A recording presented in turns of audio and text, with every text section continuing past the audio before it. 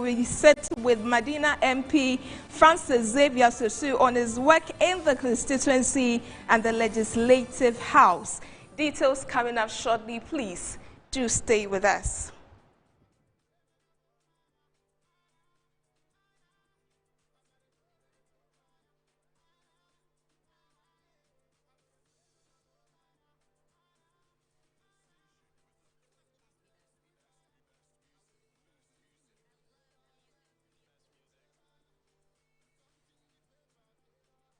My name is Accra. Now we begin with a bulletin. And a building collapse in Accra, New Town on Sunday, March 29, 2026 has claimed at least 3 lives. According to Minister for the Interior, as at 12 midnight, a total of 23 individuals were found at the scene, comprising 15 females and 8 males. About 20 people have been rescued from the debris and are currently receiving treatment at the Mamobi General Hospital, Police Hospital, and the 37 Military Hospital. The minister added that he is between 90 to 95% confident that the rescue operation has been successful as emergency teams continue efforts at the scene.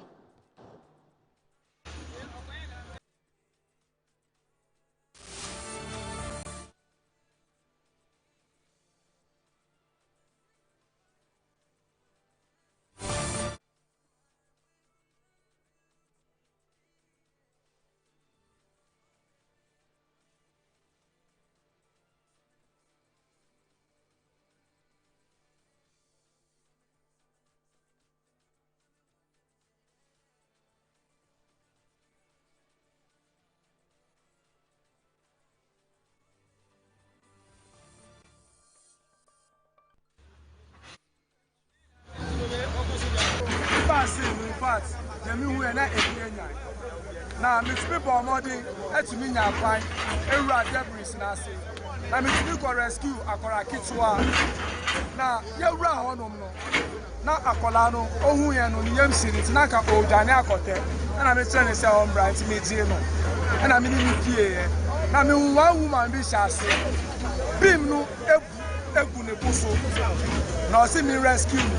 But me to me, because of being Nikuni, so to me to rescue me. Or try me say, or then no, so it's me pencil. Now, me to me, or be back. Now, maybe a bag in Bible say, and I need a phone crying. If you cause by me to me, receive, then I got you by say.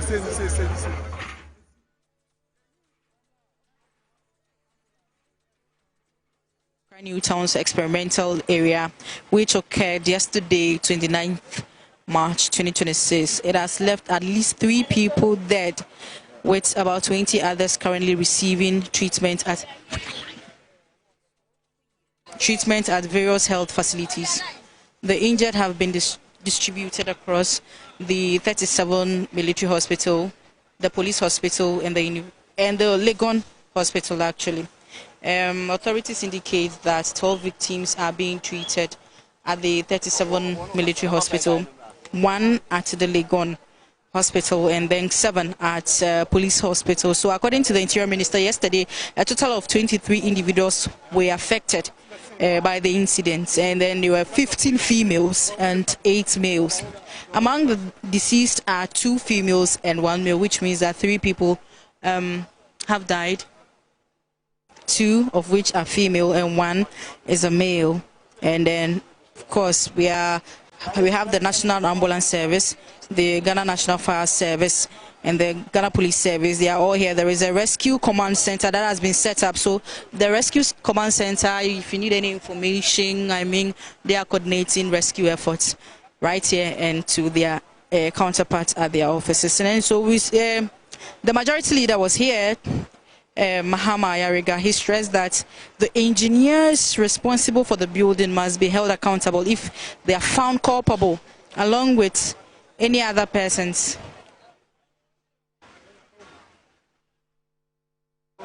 And right, and then speaking the majority leader said that engineers responsible for the building must be held accountable if found culpable, along with any other persons whose actions may have contributed to the collapse. Well, the Vice President Nana Jane Opukwajiman was also here, to express her condolences to the affected families and then the victims. She proceeded to the hospitals, the 37 hospital, the Legon Hospital, and also the police hospital to visit the victims, and then see how they are faring.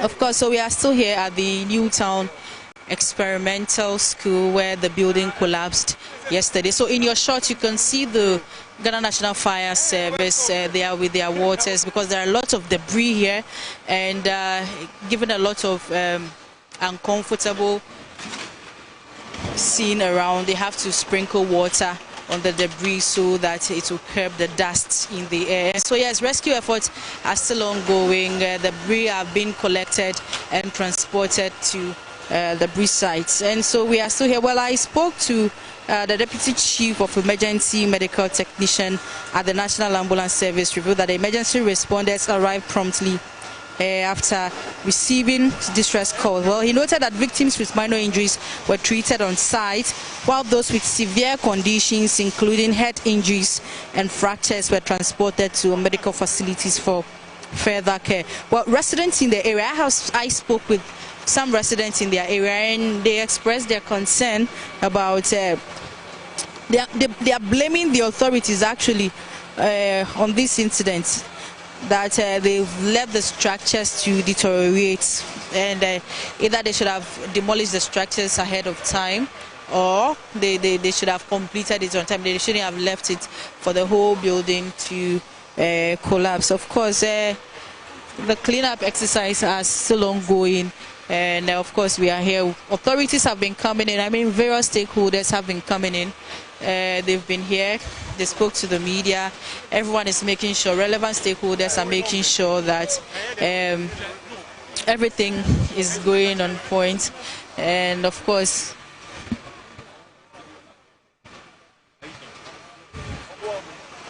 yes, in your short, rescue efforts is, collecting of the debris is still ongoing. We have the Ghana Ambulance Services here, the National Fire Service. The military has also been here since yesterday to ensure that all is well. Yeah, of course, so there are a lot of people on standby, making sure that all is well.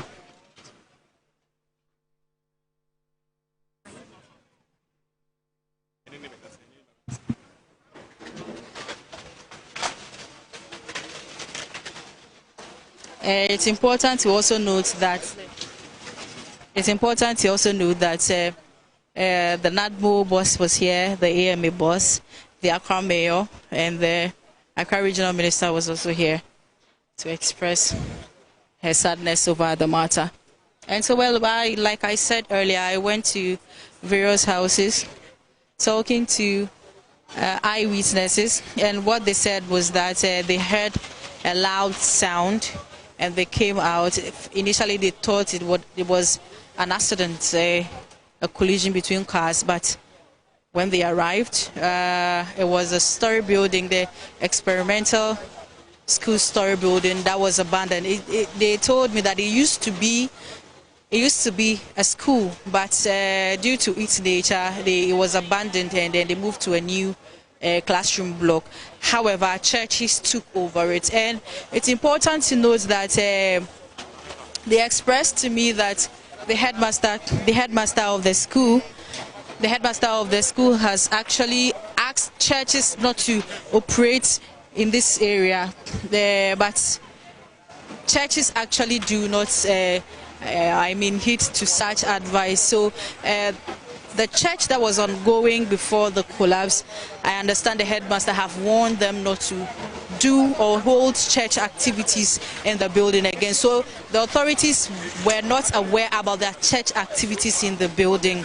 The headmaster actually is not aware about the church activity in the building because he has already given them warning not to hold any church activities there. And so, that unfortunate incident happened yesterday. So yes, behind me, efforts are still ongoing to collect the debris. Of course, yesterday the Interior Minister assured us that they are 95% sure that there are no persons trapped in there, and so the rescue effort has been successful. And then, yes, of course, I think that we also get closer and talk to the Deputy Director of the Ambulance Services, Emmanuel Asari. Hospital for Fire Management. In a be joint interagency collaboration between fire service, police, and NADMO, and 48 engineers. Who to me say a coso, Papa Yepa, Inti Sana Audit Kanka, Interior Minister Baha, and I no penso Vice President so Abaha. Nipa 23 no, and no Sana Minu Kasa no, Vice President Baha no, you call UGMC, Police Hospital, in a 37 military hospital. Sa Nipa 20 in our 1 year. When yes, Nipa 20 as survive na me Samsung I na media nsano emuse na ye ma mienu na bema ba what you identify from abusian for sisi anu Ghana Police Service for na take charge of sane man the police for na betimi am information identify na mother so what have you say ne wa ha esane say ye hwa eba mass casualty incident Accra bebre baby I do here the recovery phase. It's a recovery phase and I say emergency services if I aware a bit mad area no about to it normal situation. In case ambulances were in case of be pra near to me I then action now you treat to say a serious so I bet me the NACO hospital for further management and into an air you bet me ashes recovery exercise na casualty no ano efiti anopa besia de obi en prayer nti yekoso wa akopem tanko a de media ni nyina ebekoi ebeda YouTube for so as any other media mo a mo cover sa no ye betimi aka ne se Ghana funya ayoshemu we mu se ambulance service ne other emergency BBC a betimi aba be so ano ama Ghana fu nti eda mo asen so Mr. Emmanuel, please talk to me. Metro TV, you are live on Metro TV. Now tell me, since when have you been here? We have been here since yesterday when the incident happened. You know, we received a distress call from our dispatch center and 2 ambulances which are very close to the scene. Ayawaso Central Ambulance and Ayawaso North were dispatched within 5 minutes. They were here. So when we came here, there was a mass casualty incident. That's a building collapse at the school here. Casualties were trapped inside. So other emergency services like the police, the fire service, NADMO were on the scene where recovery exercise was going and search and rescue was going on. So we have to also assist in the rescue process. So we were able to do triage where we sort out the casualty in terms of the various degrees of injuries. Some had fractures, dislocation, bleeding. So our team on the ground were able to immobilize them, control bleeding and splint, and also put cervical collars and loaded them into the ambulance and sent them to the hospital for further management. We sent some to Mamobi General Hospital. We sent some to 37 military also, police hospital, and 1 currently at UGMC for further management. So this is what we did yesterday. So out of 8 ambulances, we were able to save about 20 surviving now. This morning when we went to rounds with the Vice President, when she visited the site, we were able to go to 37 police, UGMC. And how are they faring? And all of them are doing well. And we want to assure the general public that the casualties are in good condition. And at the right time, the hospital authorities will confirm when they will discharge them. So I want to assure the general public to remain calm. Emergency services are there to take care of those casualties. Well, are you able to tell how many males? Yeah, so in all out of the 3 incidents, we have 15 females, then 8 males. But you know, those who, the priority 4 patients, those who passed away, we have 2 females and 1. So in all, it's 23. Please, how many kids? For now, we have about, I cannot confirm the number of minors, but we are still in touch with the hospital. At the appropriate time, when we get it, we'll be able to assure you. But when we go to one hospital this morning, one of the kids that we rescued was seriously resting, and she's in good condition. The one we rescue, have the families been able to contact you? The Ghana Police Service is in touch. They are making sure that they will get in touch with the family. So at the appropriate time, they will be able to brief the general public on the development so far. Well, Did you face any difficulty whilst undergoing this operation? You know, this is a mass casualty incident, so the scene was very chaotic because we have the general public or the bystanders also want to intrude because their family members are trapped there. So they wanted to know whether they are alive or dead. So that is why some of them were aggressive and agitated to even come on board. But the police were able to restore order here, and they were able to also direct traffic for the ambulances to move as soon as possible to the hospital for further management. For now, I cannot say anything about this, but I think NADMO and the police and other media are in touch with that. They will be able to confirm when we get concrete information from the hospital at the appropriate time. They will brief the media on that. Yeah. Thank you so much. That was Deputy Director of the Ambulance Services, Emmanuel Asari.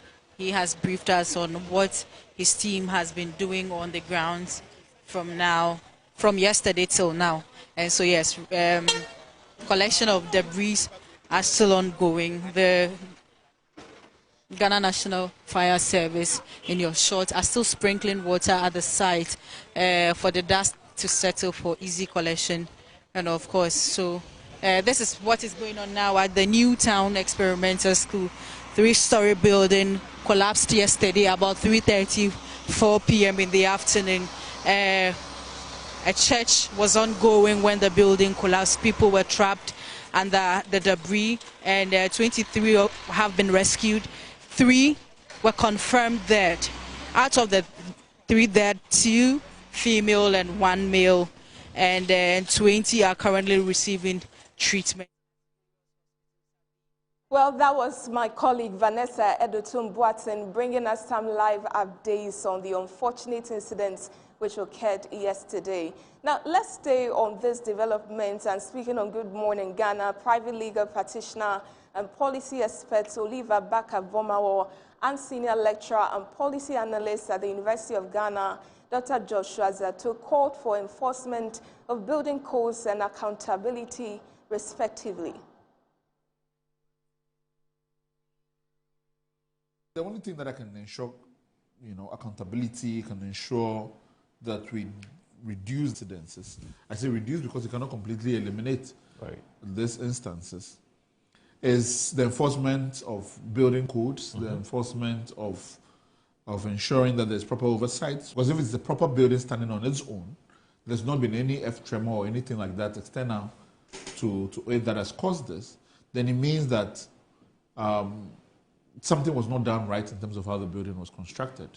Even looking at the building, in many ways, this should have been decommissioned. The census figures that we had last time was saying that I think about 2/3 of Ghanaians live in uncompleted structures across the country. So it means that it's a huge national problem. Accountability matters. But it seems in this country, we only talk accountability when it has to do with politicians. I'm not an engineer, I've never studied engineering club, but I can see that there's something fundamental wrong with this building. If you look at the columns, are they called columns? And then you look at the amount of weight on it. Something tells you that it can give up because they don't look strong enough to hold that structure up. That's just by looking at it. So which engineer designed it? Where did he get his certificate from? If this was a lawyer, for instance, the General Legal Counsel would probably be summoning that lawyer to answer some questions. If it was a Ghana if it was a doctor or a nurse, the Ghana Medical Association or somebody would have been summoning that person for this. But who is going to summon this engineer to ask questions? Who is going to say, engineer ABC or engineering firm ABC designed this building, that's a disaster. Make it public so that tomorrow, if I want to build something like that, I don't go to them. Who is going to do that? You are a pastor. You take people to go and worship here. Did you ever stand to think about their safety? Did you ever say that, look, with all the drumming and the dancing and the stamping and the hallelujah and the amens, did you ever stand to think about that their safety might be at risk? And if you did, what did you do? If you didn't, you're being negligent. And those are the issues. Those people, this pastor, this man of God also needs to ask some fundamental. Now let's move away from that, and Deputy Finance Minister Thomas Nyako Ampem has revealed that one of the companies cited by Auditor General for overpayment in the transportation of grain, Rans Logistics, has refunded 19.1 million cedis. Earlier this month, the Deputy Finance Minister presented an audit report in Parliament undertaken by the Ghana Audit Service, working in partnership with EY and PwC to verify and validate a total of 68.7 billion cedis submitted to the Ministry of Finance in unpaid interim payment certificates, invoices, and bank transfer advices owed to contractors and suppliers. The special audit uncovered 8.1 billion cedis in questionable, fraudulent, or unsupported payment claims submitted by various ministries, departments, and agencies. Now, during a Public Accounts Committee on Monday, the minister noted that on March 17, Rans Logistics refunded 19.1 million cedis to the state. We believe that at the end of this exercise, as a country, we'll all see the need to improve on areas that need improvement.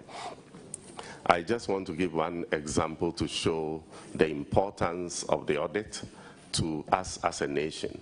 On the 10th of March, I came to Parliament to present the findings of the audit and the subsequent referral to this committee. And exactly a week after, on the 17th of March, one of the companies that were identified to be associated with some of the infractions has responded.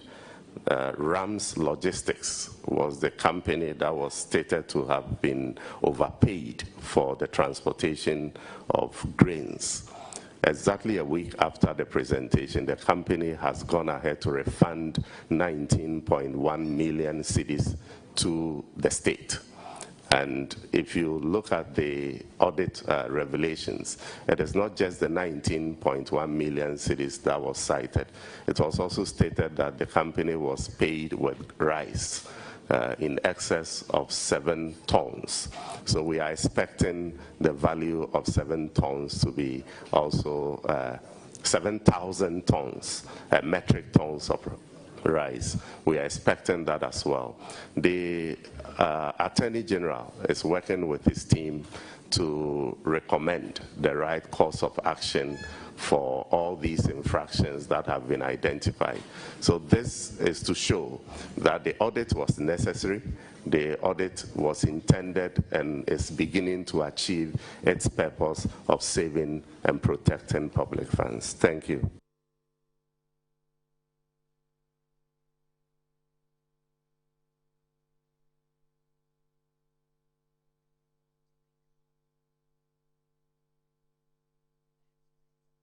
Away from that, President John Mahama has pledged to pursue concrete reparative action following a landmark United Nations resolution declaring the transatlantic slave trade the gravest crime against humanity. The president says the move marks a historic step towards justice for Africans and people of African descent worldwide.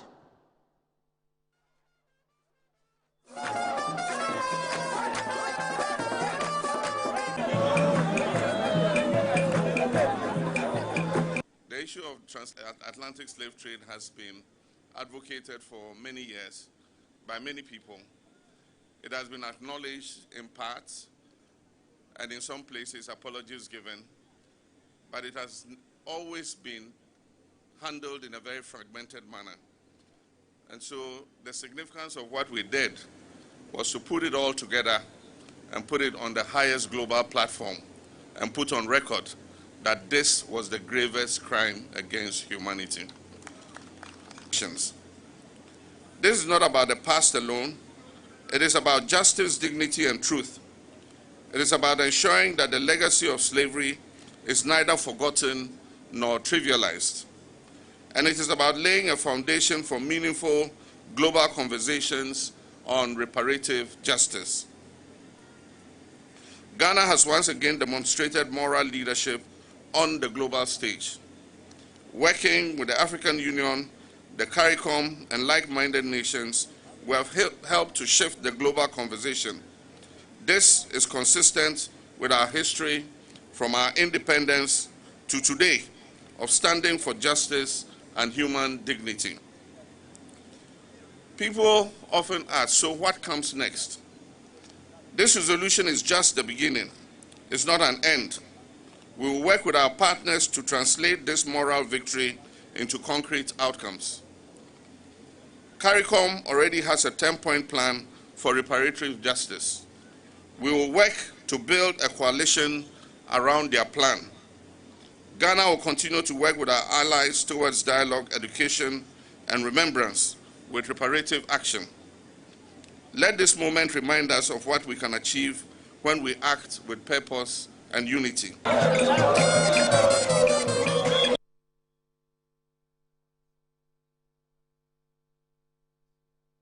You're still watching the news updates here on Good Afternoon Ghana. Now let's do some more stories. And the United States Peace Corps has marked its 65th anniversary by swearing in its largest cohort of 30 volunteers in Ghana to support frontline development efforts in the nation's health, education, and agricultural sectors.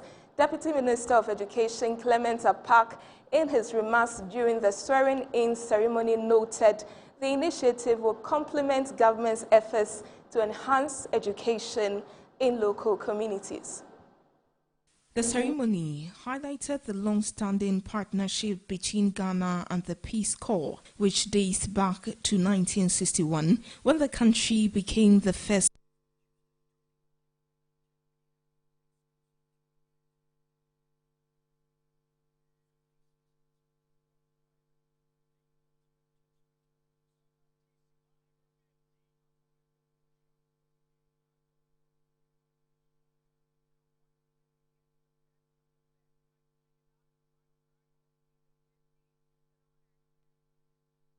We'll bring you that story in our subsequent bulletin. Now, away from that, the technical advisor to the Minister of Education, Professor George Kwekutoku-Oduro, has commended Accra Technical University for graduating the first deaf student at the master's degree level among technical universities in Ghana. Delivering a speech on behalf of the Minister for Education, Haruna Idrisu, at the university's 26th Special Congregation ceremony, Professor Oduro described the milestone as a reflection of the institution's commitment to inclusive education. There's more.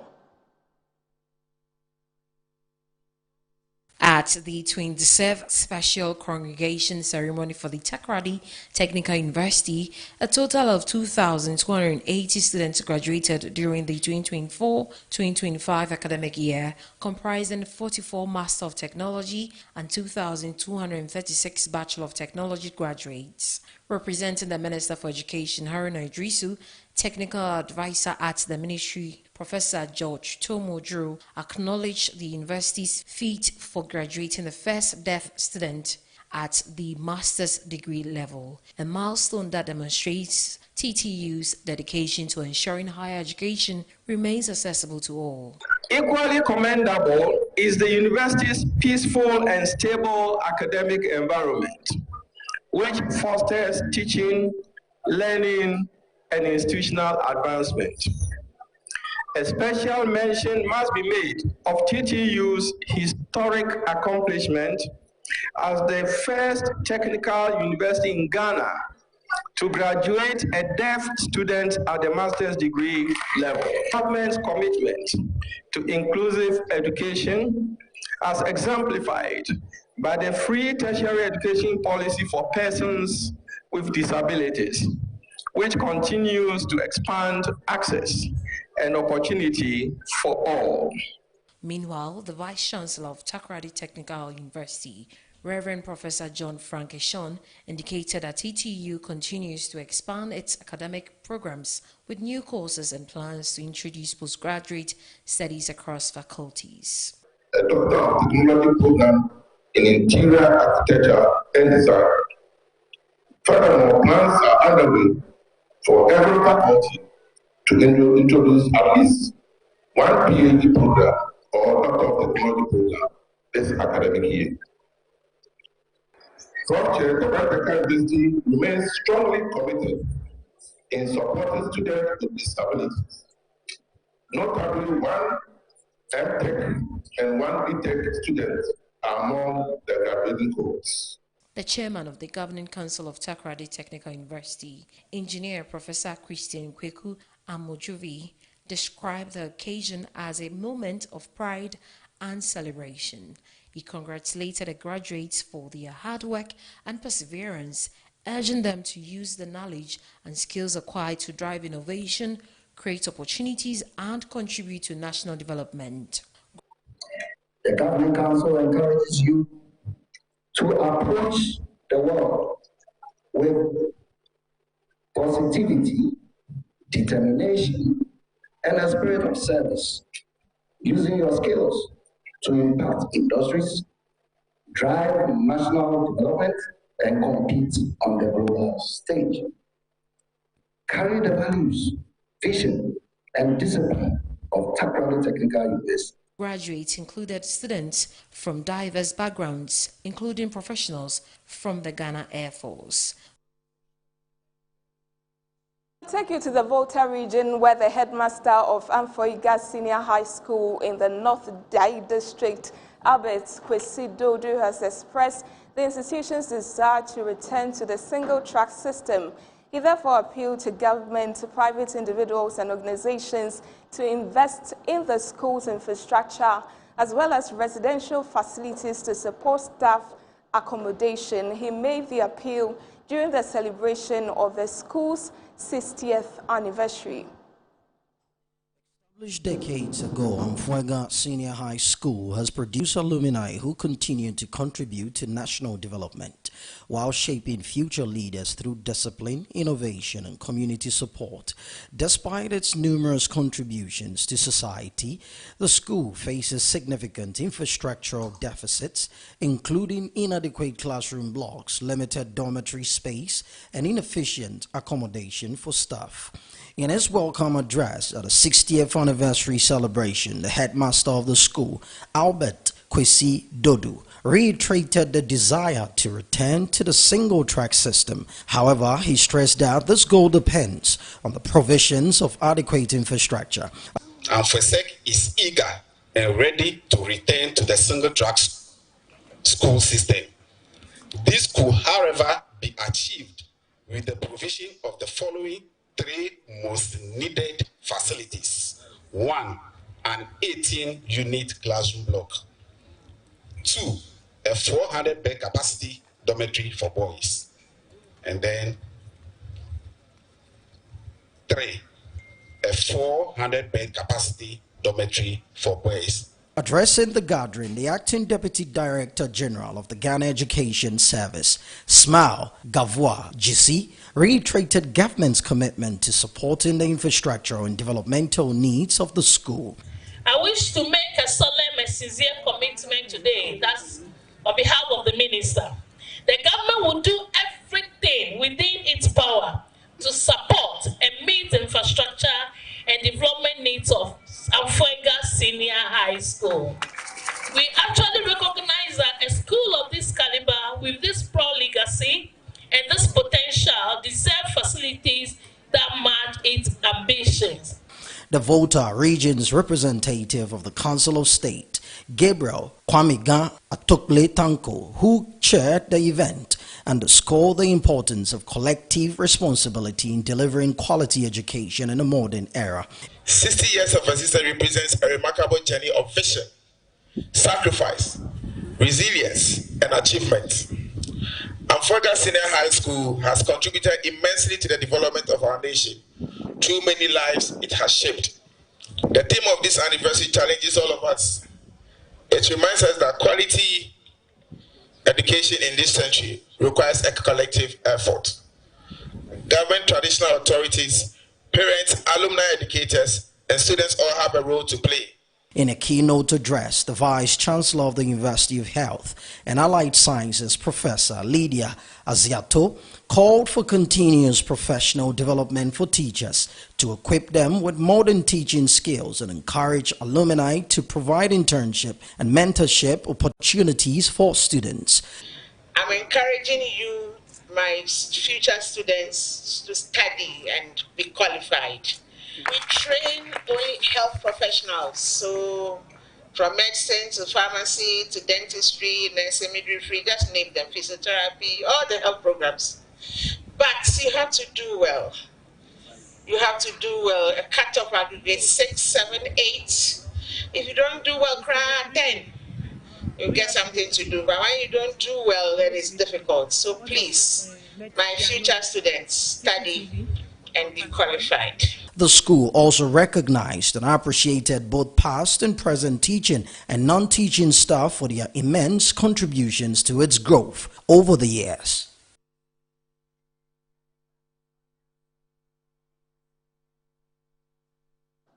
And that's all for the news updates. My name is Accra Ababu. The show continues after this break.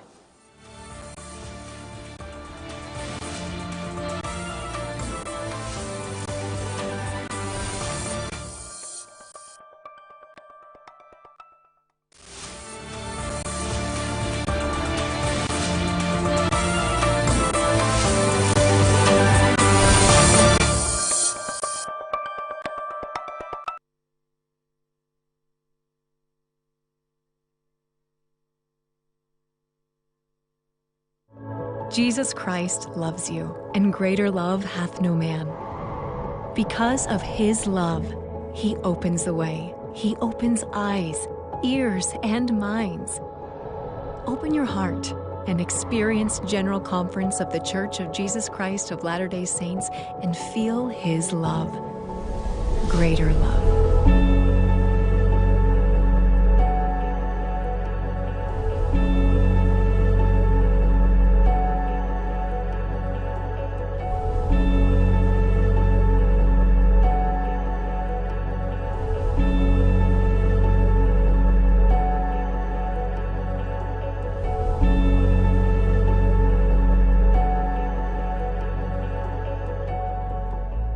Watching DSTV means getting the TV you love, but staying connected means getting something extra.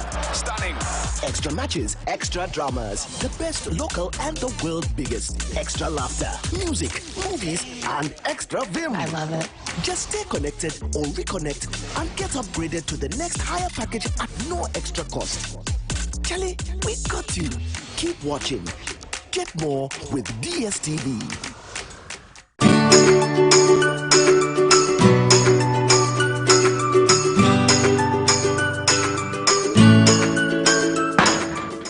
Hey, Bunty, why you there? Well, lie, tell her today go give me my money. Oh, my guy, what's up? Oba un 17 and dede baby. Scan on ASA. 500 cedis per. Ah.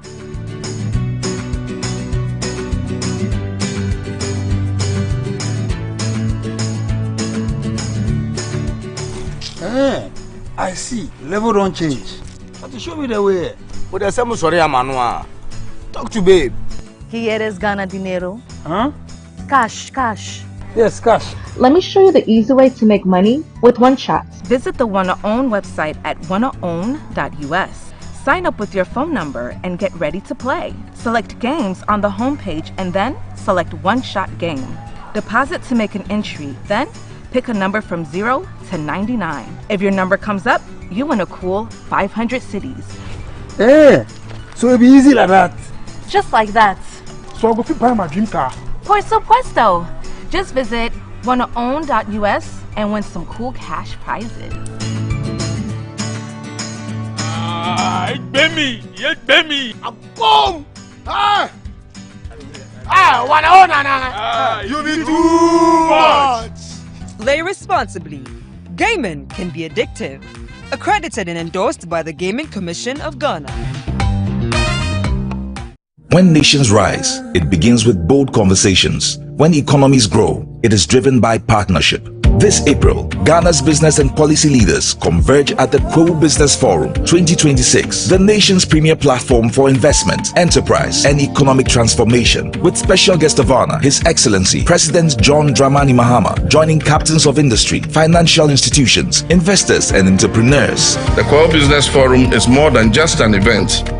It is a call to action And so let us work together to build a Ghana that is competitive, productive, and inclusive, and a Ghana that creates opportunities for all. Come, let's engage in high-level dialogue, explore industry exhibitions, build powerful networks, and unlock real opportunities from finance and insurance to manufacturing, agribusiness, SMEs, and innovation. This is where it all happens.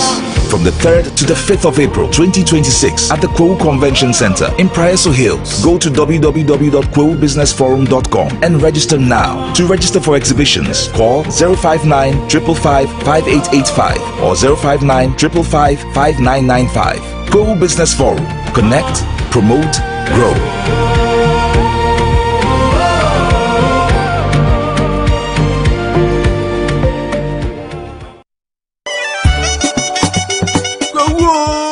It's going to be a celebration with Kivo this year at Kwewu. Step into the Kivo village at Obomin Market and enjoy correct chicken soup cooked with Kivo 100% natural spices, and refresh yourself with Kivo Gary Soakins mix any time of the day. Special appearance at the Kivo village is the Metro TV Jollof Festival.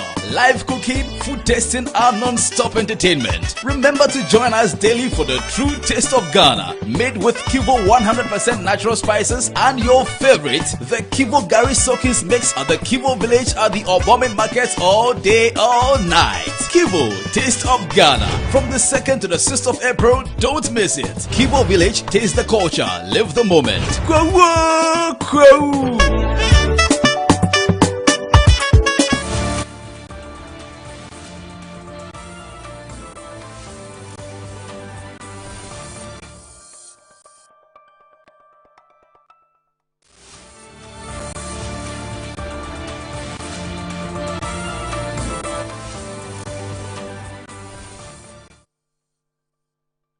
Right, good afternoon. Thank you very much for joining us. If you just tuned in, this is Good Afternoon Ghana. Of course, it's a Monday and we are live here in the studios from our studios here at Rage in Accra. We're happy to be here for God and country, of course, to bring you up to speed with the entire current affairs and the news analysis across the length and breadth of the country. Today, or from yesterday, hasn't been too good.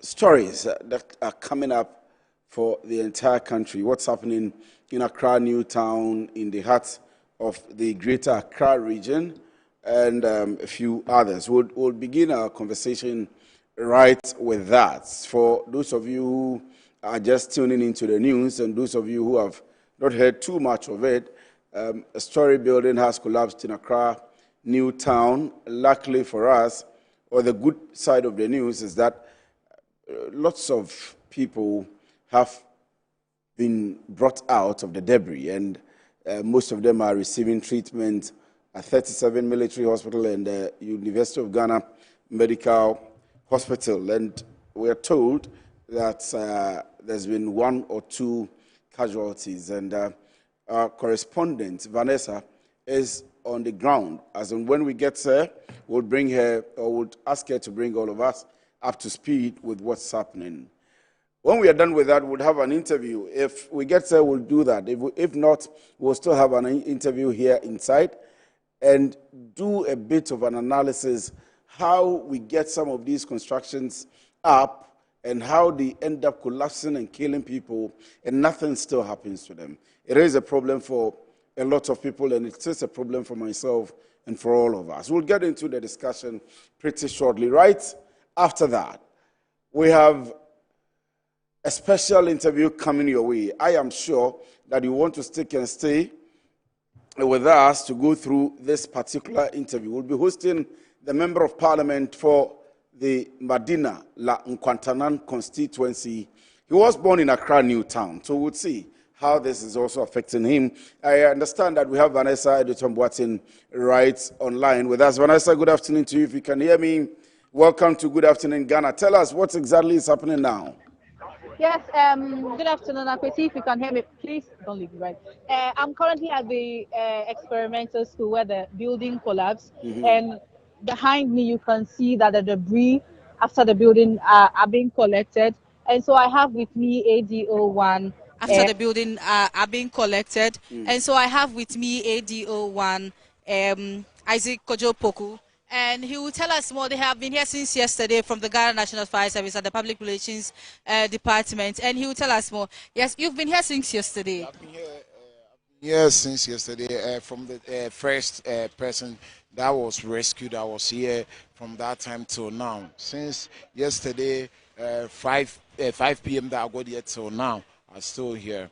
So what we have done is that we've been able to rescue 22. Per the information that we're going around, they are over 45. No, that wasn't the truth. So that is the main reason. After rescuing the 22, we still press further that we should use the 48 engineers, their machine, to break in little by little to check. At exactly 6:35 a.m. this morning, we were done with the excavation and realized that there were nobody again trapped inside. So bringing up the number to 22, there were additional one that they brought, that making 23. That we have 12 at 37 sex at police hospital, then 1 University of Ghana Medical Center, and 3 people lost their life, 2 being female and a male. They 2 are the police morgue. Right. Take me through, what was the call that you received and at what time? Yeah, around 4:30, we received a distress call from our fire master control that this collapsed building.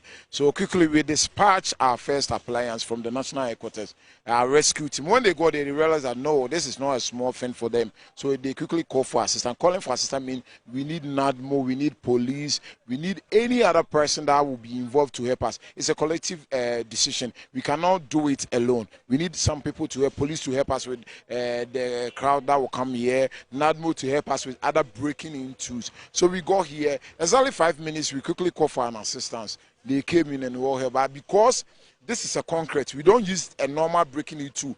We need other huge breaking into to help. So NADMO brought some, we have some white people that also came to assist, and the 48 engineer also came. So, but before the 48 engineer using the excavator, we had used the manual machine to do it, and we were able to rescue all the 22. Thanks to the firefighters and the NADMO guys, they did very well.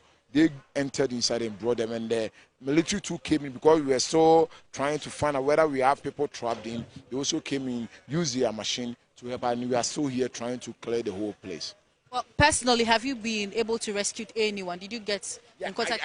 Yeah, with the lady, the small girl at the, when you saw it, you realized I was the one helping her through the ambulance. So I entered a bit closer with the NADMO guy, and we brought the girl out, 10-year-old Tracy, that we have injury with the left arm, almost right arm, almost everything gone off. She had a fractured hand? Yeah, this is beyond fractured. Okay. Beyond fractured. Or the hand is like the hand wants to get out from there. So, and the legs, so I think some of the iron rod entered through the legs. So it wasn't easy. A young girl. That's the reason when he saw the video circulating, the father couldn't stand it. The father was crying all out. So we are just praying. Our prayers are with her. She's a young girl that she didn't live to suffer, go through this predicament. So we are just praying that we get some doctors to help with the autopsy, and we see what will help for her. Well, with the rescue efforts, did you have any difficulty? Yeah, me personally have an injury. I had some iron rod cut in my hand here, so that is it. There's a lot of difficulty, and dealing with the crowd, the civilians too.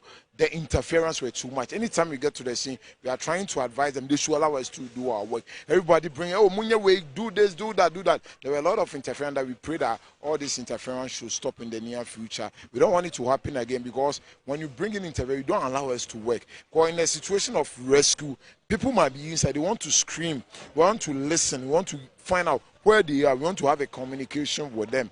But if you are disturbing us, making a lot of noise, we find it difficult to hear some people. But thanks be to God, we're able to save them. And also, I learned some of them used to write their exams here, the school children here. If they were to be here, if this issue had happened on a weekday like this, it would have been a national, more than a national disaster.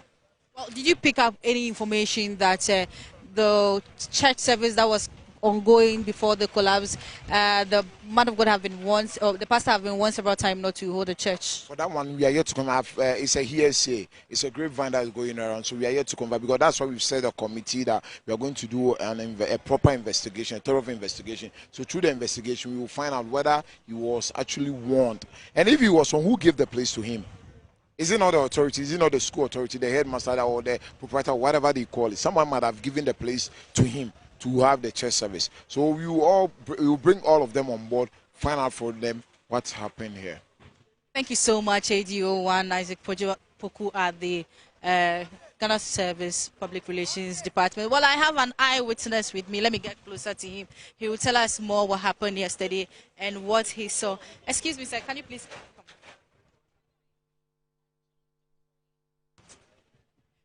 Yeah, so you are live on Metro TV. Can you narrate to me what you saw yesterday?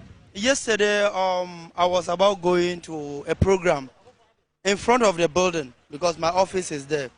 So after I told my sister that I'm going to Abilikuma, I went inside the school to see a friend if he can escort me. He was not there. So I moved a little bit. When I reached a little bit not far from the school, so I was making a call. Before I heard a noise coming from my back. So when I watched, the building is collapsing, coming down. So I rushed the motor forward because the dust that it was coming and the stones that was throwing coming, if you are standing, maybe you can get hurt. So I moved a little bit front. Then I see that the dust take all over. Everyone that is there was coughing. So I stand there, I was taking video of the scene. So after a little bit, the dust gets settled. So I came back there and I was hearing because there was a church program. They were doing a church program inside the building. So after the building collapsed, I could hear noise at the background that people are inside there and it collapsed on them. So they were crying inside it. So I called police and there is some area guys who came around and bring hammer and chisel. So they tried and we were able to rescue about 4 or 5 people. Then the police came, because the police rushed in, they tried their best. So they rushed in and they able to rescue some of the people included. Before the night time, they got about 11 people and one lady found dead. They said she was pregnant. And then later on, they find another dead people inside. So that was what happened. Do you know the pastor? The pastor, I saw him once, I talked with him once. What did you tell him when you saw him? I was telling him that because always I run HM Travel and Tour. I do stay here to look for programs late hour. So I told him that late hour like this, about around 12, 1, 2, then you are still here preaching. All the church service, they don't do this. And I told him that the building in question, you are doing the church service in it. They said the building is not good. They construct it and there's not enough cement in it. So they abandoned the building. They said they would demolish it. But they didn't do it. So if you are doing this, if something happened to anyone, child. So he was thinking that because I'm a Muslim, maybe it could be like maybe kind of I'm trying to. So he said he's preaching to God. God knows the best. So you had a conversation with the pastor telling him that the building structure is not strong, so he should stop having church services there. But he told you God knows best and he's preaching to God. Yeah, he said God knows best. God is saving everyone. So if God is about to let this building collapse on them, God will save them. That is what he said. So do you know anyone also in the church? No, I know a certain guy, but he stopped going to the church because he traveled. But if he didn't travel, he will be at the church because every day the pastor, I don't know which kind of preaching he's doing. It looks like maybe he has a programs because every day he's doing church service. Every day he come there, either in the night or in the afternoon or. But do you have an idea if he was asked not to hold? That is what the watchman told me. Because the day I went there to comfort him, the watchman told me that they took him to police station before. After he came back and he said it is a government building, no one can sack him. He's a Ghanaian to preach, to say the word of God to people. That is what the watchman said. That's what he said. So I don't know why the school master didn't stop him from coming there, because you guys know that the building is not good. Even the watchman know, everybody know it, that the building is not good. But why they still entertain him and he come and do church service in it? Thank you so much. All right, that was an eyewitness. He saw what happened yesterday, and he was explaining to us that the pastor has been warned severally not to hold church services in the building as it's weak, but it fell on deaf ears, and the unfortunate incident happened yesterday. I think I'll join them.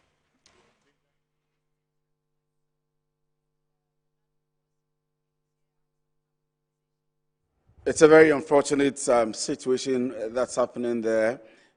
Our prayer and hope is that these things do not keep recurring. And we've been discussing this right from yesterday, right on our morning show as well this morning. And we are here again, continuing the discussion. Ours is to ensure that there is enough advocacy to end some of these things. Where are our contractors from? Construction engineers, where are they coming from? Who is certifying them? How are they getting certified?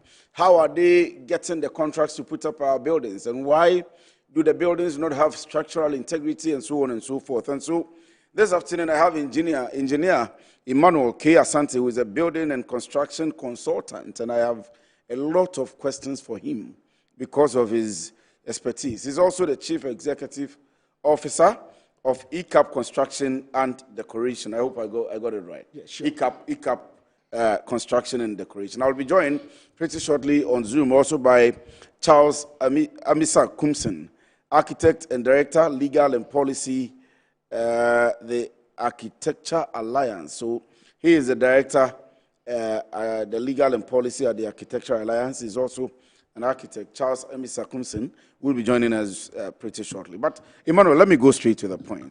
Why do we get these situations in the country? Thank you very much. We have had Melcom some time back, the Melcom building at Tachimota. We are having this. We've had series of incidents of collapse of buildings. Why should buildings collapse? Good afternoon once again. It's very unfortunate that several incidents occur under the construction industry. But I think going forward, things will be solved and then things will be made right. We have been saying yes, things will be solved, things will be made right. There are institutions, there is the Ministry of Works and Housing. Yeah. So the question I also ask myself is, after the committee that is being established to go into this collapsing, after their report is brought out, what is done? What is done? Because by chance, I have the Achimota report, which I've been going through occasionally, and unfortunately, this also occurred yesterday. Definitely, it's going to be the same scheme or the same schedule they'll be using for their report. So let's hope for the best. But it's unfortunate. We can't keep hoping for the best. Actions need to be taken. You are a construction engineer. You are an expert in these areas. First of all, my point is, how do we get to this? Right behind Metro TV, there is a construction going on. I had cause for concern to ask my people the noise and the vibration, and our architects told us that our structure has structural integrity, and so we need not to bother about the noise, the heavy machines, and I almost said artillery. That's going on. That is how we should go on. But why do we still have structures which have not been touched by articulators or machines or heavy rains, and they just go down? Okay, so I believe that in Ghana, we have our building regulations and the building codes that we follow. We don't just stand up and say we are building. You have to follow the regulations. You have to follow the codes. That aids you even in your designing. So as of yesterday, a colleague of mine just called and said, Yuma, this is another case. What do we do about it? As consultants in the industry. And I just said, looking at the instance, I'm told this building it started construction somewhere in 2012, and it has been let aloof to now. So what has been the situation why this building has not been completed? That is from the angle I am coming from. It could be that there are some structural defects in it. And also, as you said initially, that there is a project going on right adjacent to your building. And I believe that they are doing the right thing. That is why your architect has confirmed that you do not have any problem here. But people are dying. How do we stop this? Is it a matter of ineffective engineers or architects? Is it people being too greedy and so they put in little amounts of money to the architects, or they don't come to you at all and they put up their own structures? And who verifies these? Why do we get there? Okay, so let's look at the factors that right. ends up in this. First has to do with organization. That when it comes to the administrative aspects of projects. It is believed that the project that just got collapsed yesterday is a governmental project. Okay, so I will believe that has gone through the necessary process, the contract process, and then the permitting process before it was being started. But the question by the district or the municipal assembly? Yes, because it's a debt fund project. So before you can even start anything, they have to come in to certify if your work is authentic.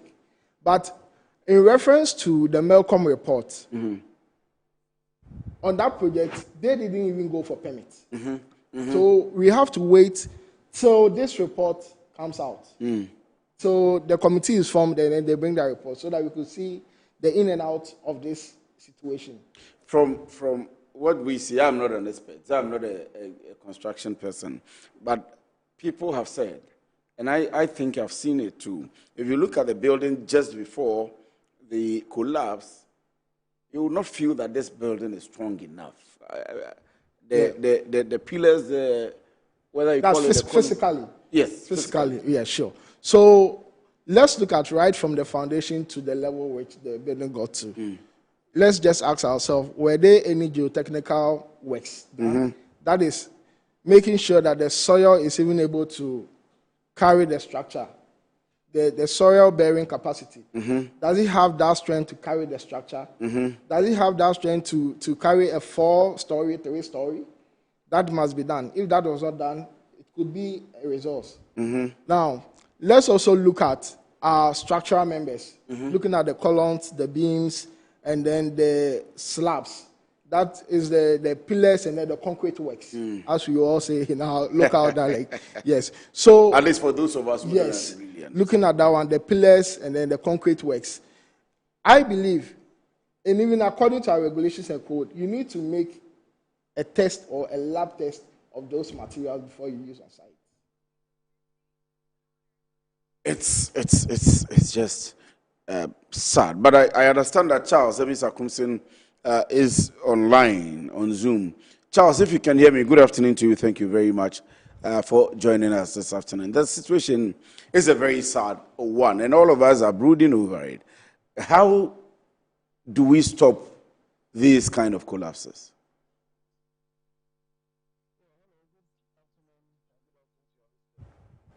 Charles, can you hear me? Yes, I can hear you. Okay, please go ahead. Please go ahead. I can hear you now. Okay, so as you said, this is quite a sad situation that we face as a country. When we are talking about other jurisdictions that are building structures that are 20-story to 50-story high without any collapse, we should not have 4-story buildings collapsing in Ghana. And at this time of independence, it is a sad day for engineers, it should be a sad day for contractors, and it should be a sad day for the authorities who are in power to ensure that buildings are put up safely. All that is going on clearly is systematic failure by the institutions that we have put in place to ensure that buildings are put up safely. And we cannot run away from that. The man in your studio was just talking about committees being, always we have committees being set up, but what happens to their reports? Do we even assess the report, and are the recommendations even carried out? One of the issues we are having in this construction industry is that everybody is almost like a contractor in this country. There's really weak enforcement of building regulations going on. The construction industry has a lot of laws that regulate it. You can talk about the National Building Regulations. You can talk about the Ghana Building Code. In fact, agencies like the Fire Service and the Environmental Protection Agency are all part of our regulatory framework when it comes to construction. So how do we have these issues? Who is giving the permits? In fact, when the permits are issued, it is in the law that the Assembly has to ensure constant monitoring. In fact, the laws also insist that if you are building to a certain level, you must maintain an engineer on site Because just as he said, there should be tests that you are doing. Some people are saying that from the look of the structure, it looks weak. But yes, you also cannot just use, building is a scientific process. So what we do on construction projects is that we do periodic testing to ensure that the concrete mix is being met, the iron rods that we are using, are they the right specification? And in fact, it also brings me to the Ghana Standards Authority. Yes. Construction professionals are always complaining now that the reinforcement we have in the system is not what we really want. So engineers are forced to over-design the structure to ensure structural integrity. And when the clients go to site, some of them want to cut costs, and now they start reducing these things on site. So if they don't have an engineer on site, it becomes a problem. Yes. There's also one thing that is happening in the country now, change of use of buildings. A building may have been designed for a school, but you realize that it's being used for a church. When engineers are designing their structures, all these things are taken into consideration. I'm working on a project now that it's supposed to be a warehouse and an office. During a site meeting, the client indicated his desire to use one of the floors for storage of the items in the warehouse. All right. The engineer said, no, we had not designed this floor to take anything storage. There's a load that is required for this floor. Anything else, you are going to cause disaster. And the client has moved away from that idea. Imagine if the client did not have an engineer on site. He is going to finish building and going to store items on that floor whilst it's not meant to be for that. So these are the issues that we are having. Now, when it comes to the professionals, are we even working with the right professional? You mentioned the works and housing. Almost all the professional architects, engineers, they have their councils. They are supposed to renew their license every year. The list has to be published for the public to know who they are dealing with. Are these things even happening? And who is checking? Is the Minister of Works and Housing checking all of these things? Are the professionals even undergoing continuing professional development to build up the skills that they have? But Charles, hold on. Charles, can you hear me? Are you able to hear me, Charles? I hear you. I'm saying also that with all of these things that you are saying, which is very key, all the things you are saying are very key.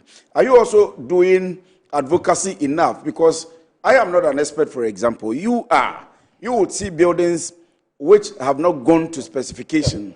You would see buildings which have their concrete platforms for certain kind of loads being used for different kind of loads, the usage, as we talk about. You and Emmanuel seated here, are you guys doing the requisite advocacy so that those of us who are not experts but are using your services to build our buildings or to have government constructions are not found in the problem that we have ourselves now? Are you doing the advocacy enough? So I can tell you on authority from the point of the Architecture Alliance. This is an organization that we set up just last year, ending of last year.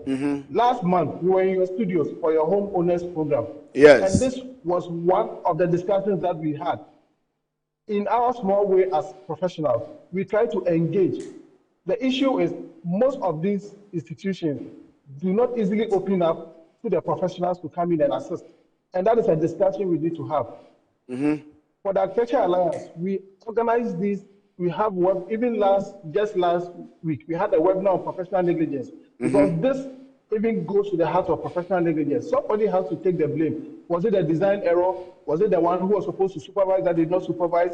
So we are doing our bit. We need the media support. We need public support. We need the institution support because, yes, this is just an organization set up by a few architects. We can do what we can. But yes, we are doing our best.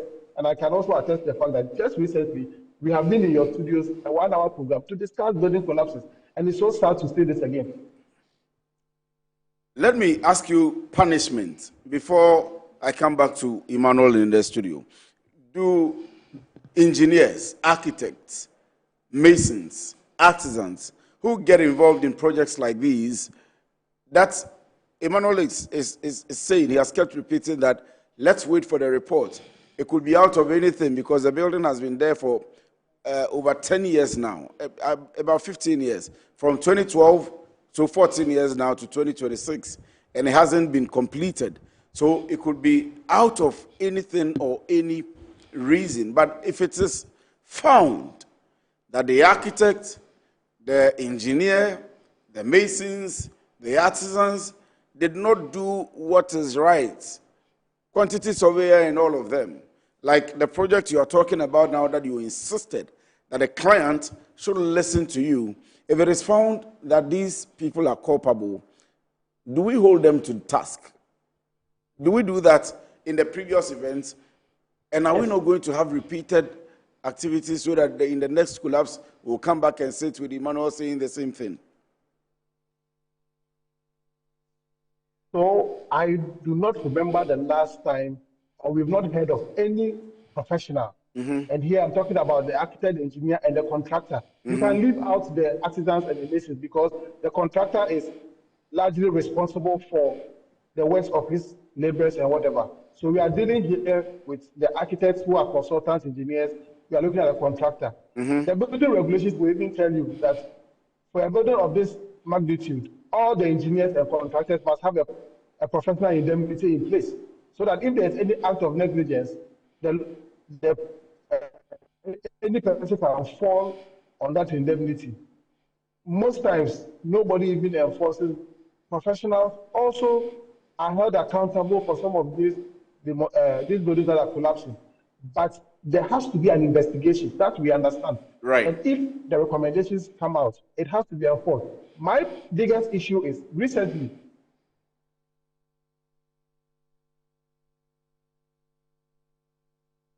Charles, can you hear me?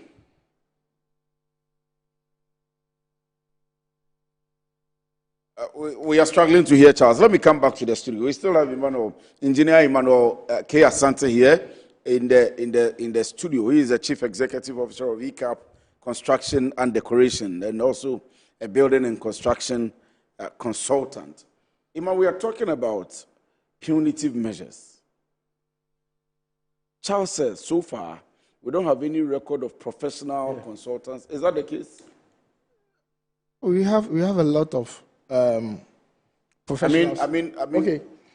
Collapse, building collapse. That is by a professional consultant. So, is it saying that the professionals your buildings don't collapse?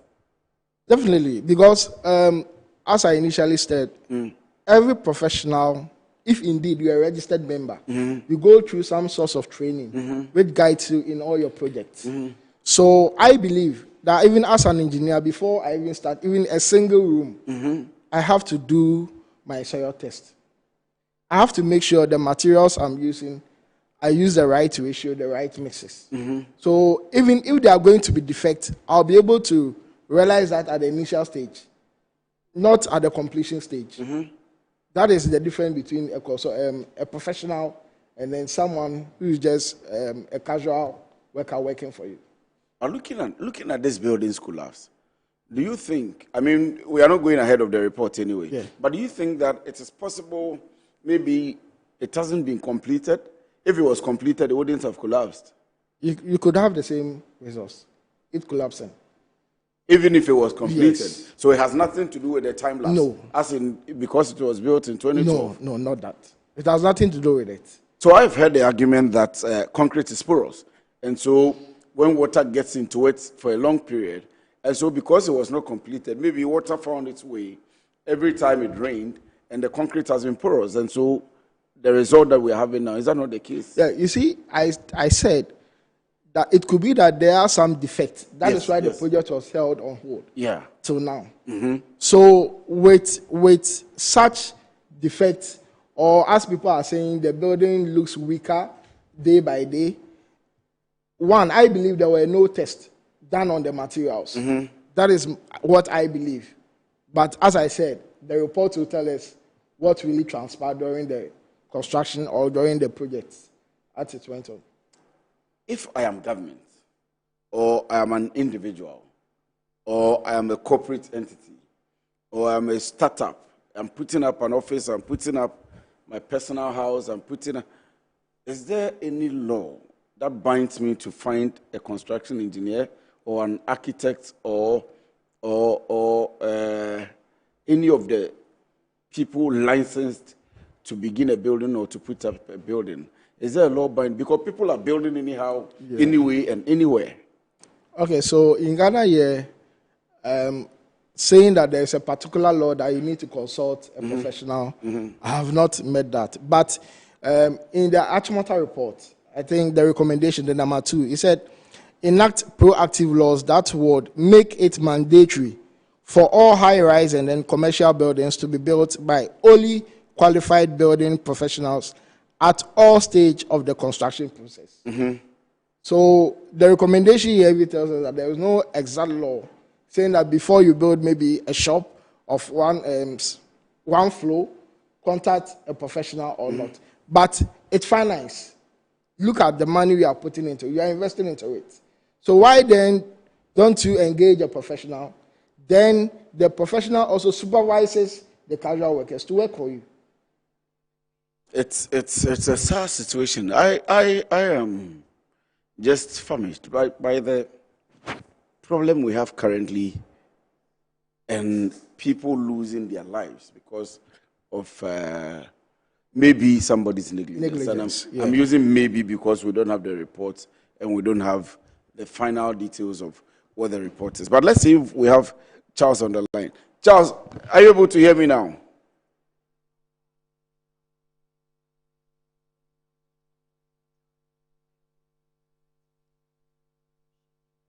Charles, are you able to hear me? Well, okay, so if he's not back, before I round up with you, he mentioned periodic testing. If they had done that, would we have been able to avert this current problem? Okay, so when it comes to material periodic testing, it helps you to know the strength of the material. Helps you to get the right ratio in mixture. Because it even tells you how to even do your compaction of materials on site. So we have on-site tests that you can do. And then we have the one we have to also send it to the lab to run those tests. So any other could help you get a better results. With the periodic testing? Yes. But what would have happened if now there was a detection that the structure is defective? Were they going to break it down? Was there any means of reinforcement to keep it? At that stage, it was. Now, they put the building on the screen. I'm sure they can put it on again. Yes, so that is it. As it is, I mean, most of us who are not experts have been saying that this doesn't look like a strong building. But was there any remedy if there was periodic testing and they had found out that the building is defective? So, looking at the structure as it is. Let's say at the ground floor, where they were able to do their material test, they could have gotten it right. Before the first and second and Before third. the first and second and third. Really? Yes, they could have gotten it right. When, in case they did a test, they could have gotten it. At least it could have given them a track to follow. But if it wasn't done, even in the foundation, even let's say from the foundation, when you do all those things, you'll be able to get a track and then use that track. If you miss out on the foundation and you get to the first or second floor, will you be able to restore? Unless you reinforce it. By design, you cannot just use your just manual thing. You have to get a structural engineer to carry on the structural integrity and then give you a redesign of it. And then in some cases, you can do what we call the retrofitting. But, retrofitting, okay. Yes, but not all cases. Because this is a very huge project, and in case you want to spend a lot of money doing retrofitting, you can imagine the cost of it. Wow. There was a building like this which had not had the first, we call it the floor. Yeah. That's what you call it too? Yeah, the first floor. The first floor. Yeah. So before the floor was done, a construction engineer came by and said he had tested the thing on his computer and all of them were failing. If they tried or if they wanted to go onto a second or third floor eventually. So they had to now put iron rods. Is that what you call? The reinforcement. The reinforcement. Yeah. And it goes with the design. You don't just do it. The structural engineer have to give another structural drawing with an integrity report, and then you go by it. What's the use of all of these district engineers? Wow. They are there to supervise works done in the district. Do they supervise? I think you are into buildings. You are building all the time. They have task forces. You? I mean, you want to follow the law because you have a company, ECAP Construction and Decoration. So obviously, yes, to fall within the laws. But do you have them coming around to monitor, to check for periodic testing? For my side, what I do is I do invite them to site. You invite them to site. Do you see them? Because I see, like I'm saying, a lot of rampant buildings across. I am sure, 100% sure, without even any evidence anyway. But it is very possible that most of them do not have the requisite permits. Most of them have not had these district and municipal engineers coming to check on them or giving them the permit. But they have buildings and they are living in. I think my recommendation would be the district engineers or the planners should have some kind of workshop for their task forces. So that when they come around and then, though they are coming to check if whether you have the permits or not, they also check the work you are doing. Because I do ask myself, you came to site without any documents. How do we even detect that the building or the plan I brought to you for approval is the same thing I'm doing on site? But you don't have any document, you are just coming to stop work. But if you have those documents and you but get they stop the work based on what? That you don't have the permit? You don't have the permit. Or you don't have, but they come and take money and go. I've seen some. I've seen a number of them, quite a number of them. They come, there was this case I was following like that, and they said, in Chi, in Sweni. I don't know how. Waterlog. Well, waterlog. Yeah, waterlog. But I know that there are waterlogged places where you can still, by engineering, put up buildings. But they were now saying that away in Sweni, in Sotimifri also, whether you are an engineer, I don't know whether they were referring to the fact that even if you were a construction engineer and could build there, they won't allow you to go. It was just a mess, and then they took money and went away, and the building continued. So I believe that we should make sure that sanctions are being made when it comes to this kind of issues. At least allowances can be withheld for some period of time, and then maybe looking at it from the perspective, maybe client could also be a factor. Yeah. As my brother was saying, sometimes they want to cut costs. So you request for a material, $100, they bring you $70. Manage it. Now, myself, I will stop the work. But you guys are also a factor because we will give you the money for $100 and you will do $75 to make more money. I mean, not you, but the artisans. There are ways. But you know that is also there are ways to go about it. Okay. When you are dealing with a company, you talk about everything before the project starts. But when you go to our brothers, the masons, the artisans, for them, by day, so let me do the work, pay me, and then let me go. But with a company, even if there are variations, you want to make changes, they make sure they go through the right process before the changes can be made. Charles is back on the line. Charles, thank you very much for getting back on the line. We are talking about the attitudes also of the workers, not just the artisans, the companies that you guys also, or the engineers who are also directing the construction, and also even of the clients themselves who are trying to save cost. So there is an issue of clients trying to save cost. There is an issue of engineers trying to maximize their profits, so to speak. And there is an issue of regulation from the district assemblies. That's district engineers or municipal engineers or metropolitan engineers supervising and making sure people follow the law.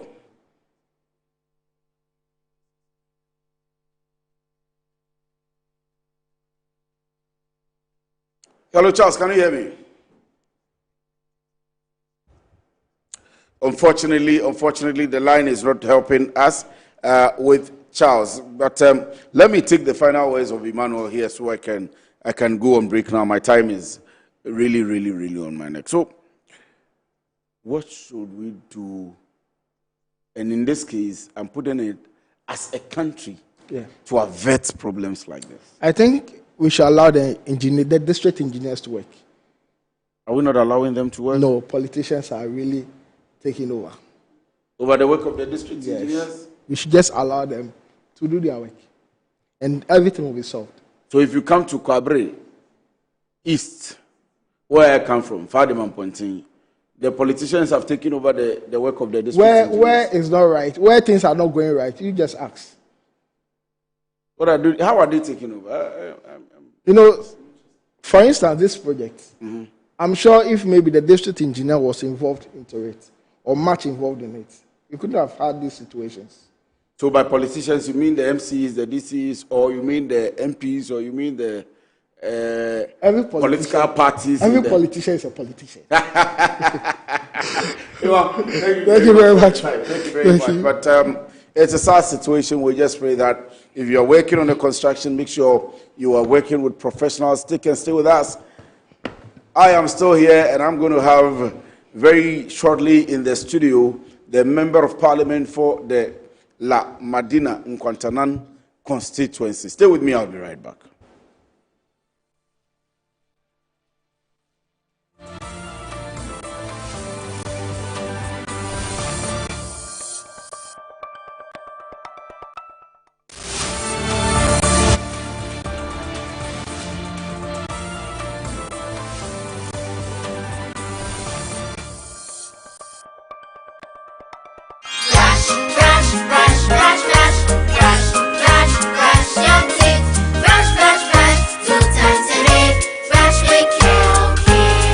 Hello, my friends. My name is Kelkit Toothpaste. Wow. I was made to be gentle on your gum, but protected. I will protect your teeth from cavity, make your teeth whiter, stronger, keep your mouth fresh all day. And best of all, I'm strawberry flavored. So put on a smile and try me. That's amazing. Just try me. That's my job. If you say so, jump on my brush. It makes your teeth stronger, ticky whiter, ticky stronger. Yay! You did it! I'm glad you like your new toothpaste. Don't forget to brush both day and night. Kelkits, happy smile.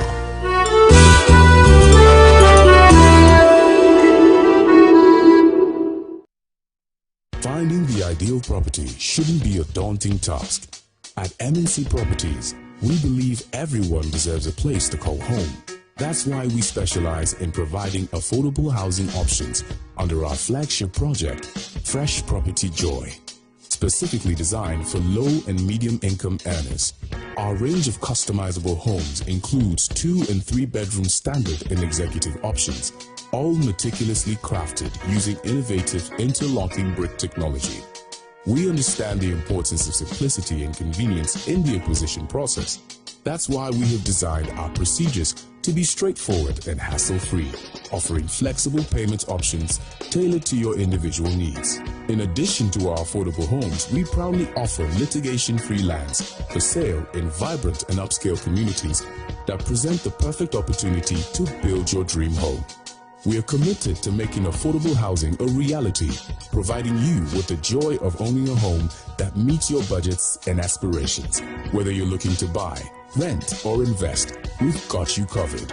Our service team is ready to assist you on 030-255-1917. MNC Properties, choice of class.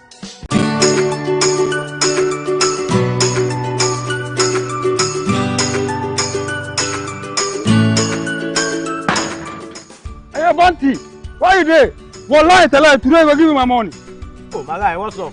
Oba unse me din na dede bebrebe yi. Ska no say 500 cedis per. Ah.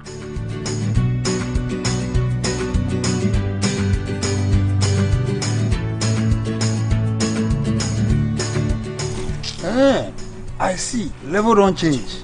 But to show me the way. But there's some sorry amano. Talk to babe. Here is Ghana dinero. Huh?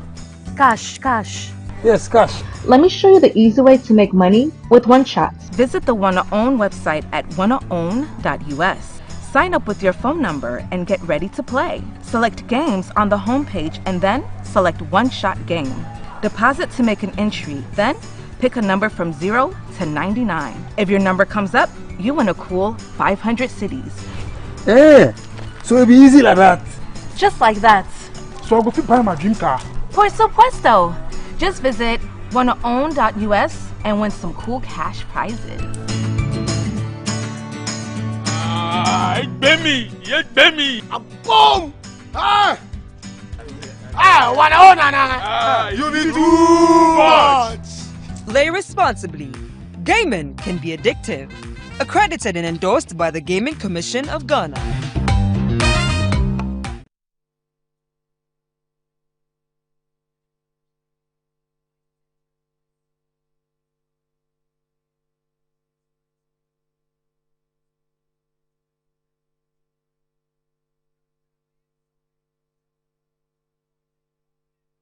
Jesus Christ loves you, and greater love hath no man. Because of his love, he opens the way. He opens eyes, ears, and minds.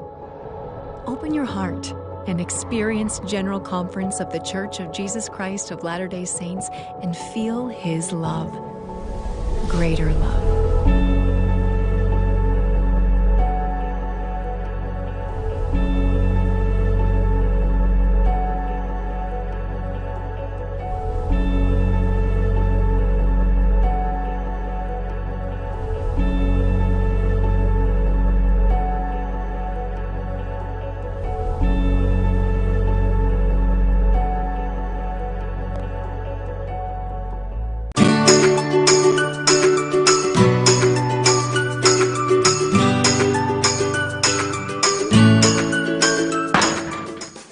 Bunty, why you there? Well, lie, tell her today go give me my money. Oh, my guy, what's up? Oba unse me dinner and baby. Scan on ASA. 500 cedis per. Ah.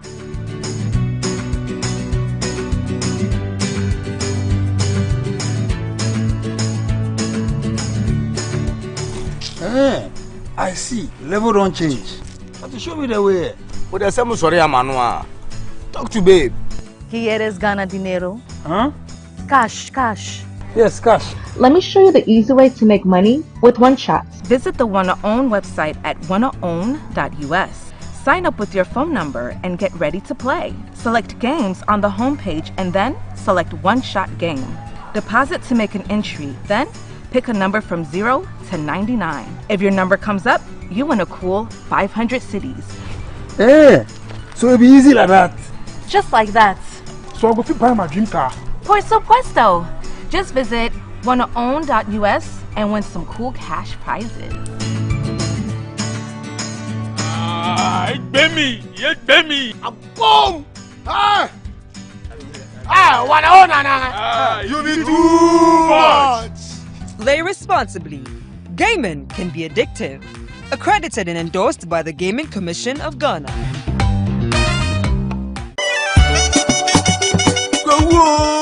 It's going to be a celebration with Kivo this year at Square. Step into the Kivo village at Obomin Market and enjoy correct chicken soup cooked with Kivo 100% natural spices, and refresh yourself with Kivo Gary Soakins mix any time of the day. Special appearance at the Kivo village is the Metro TV Jollof Festival.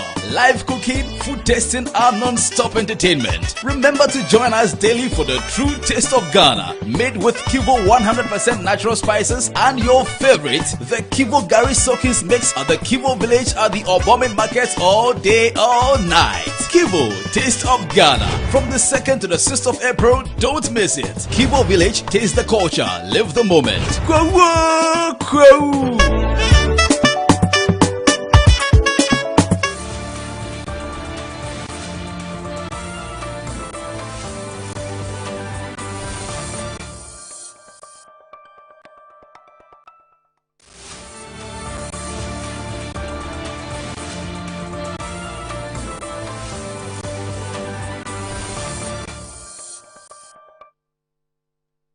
Right, you all come back from the break. We are still live on Good Afternoon Ghana. Thank you very much for staying with us.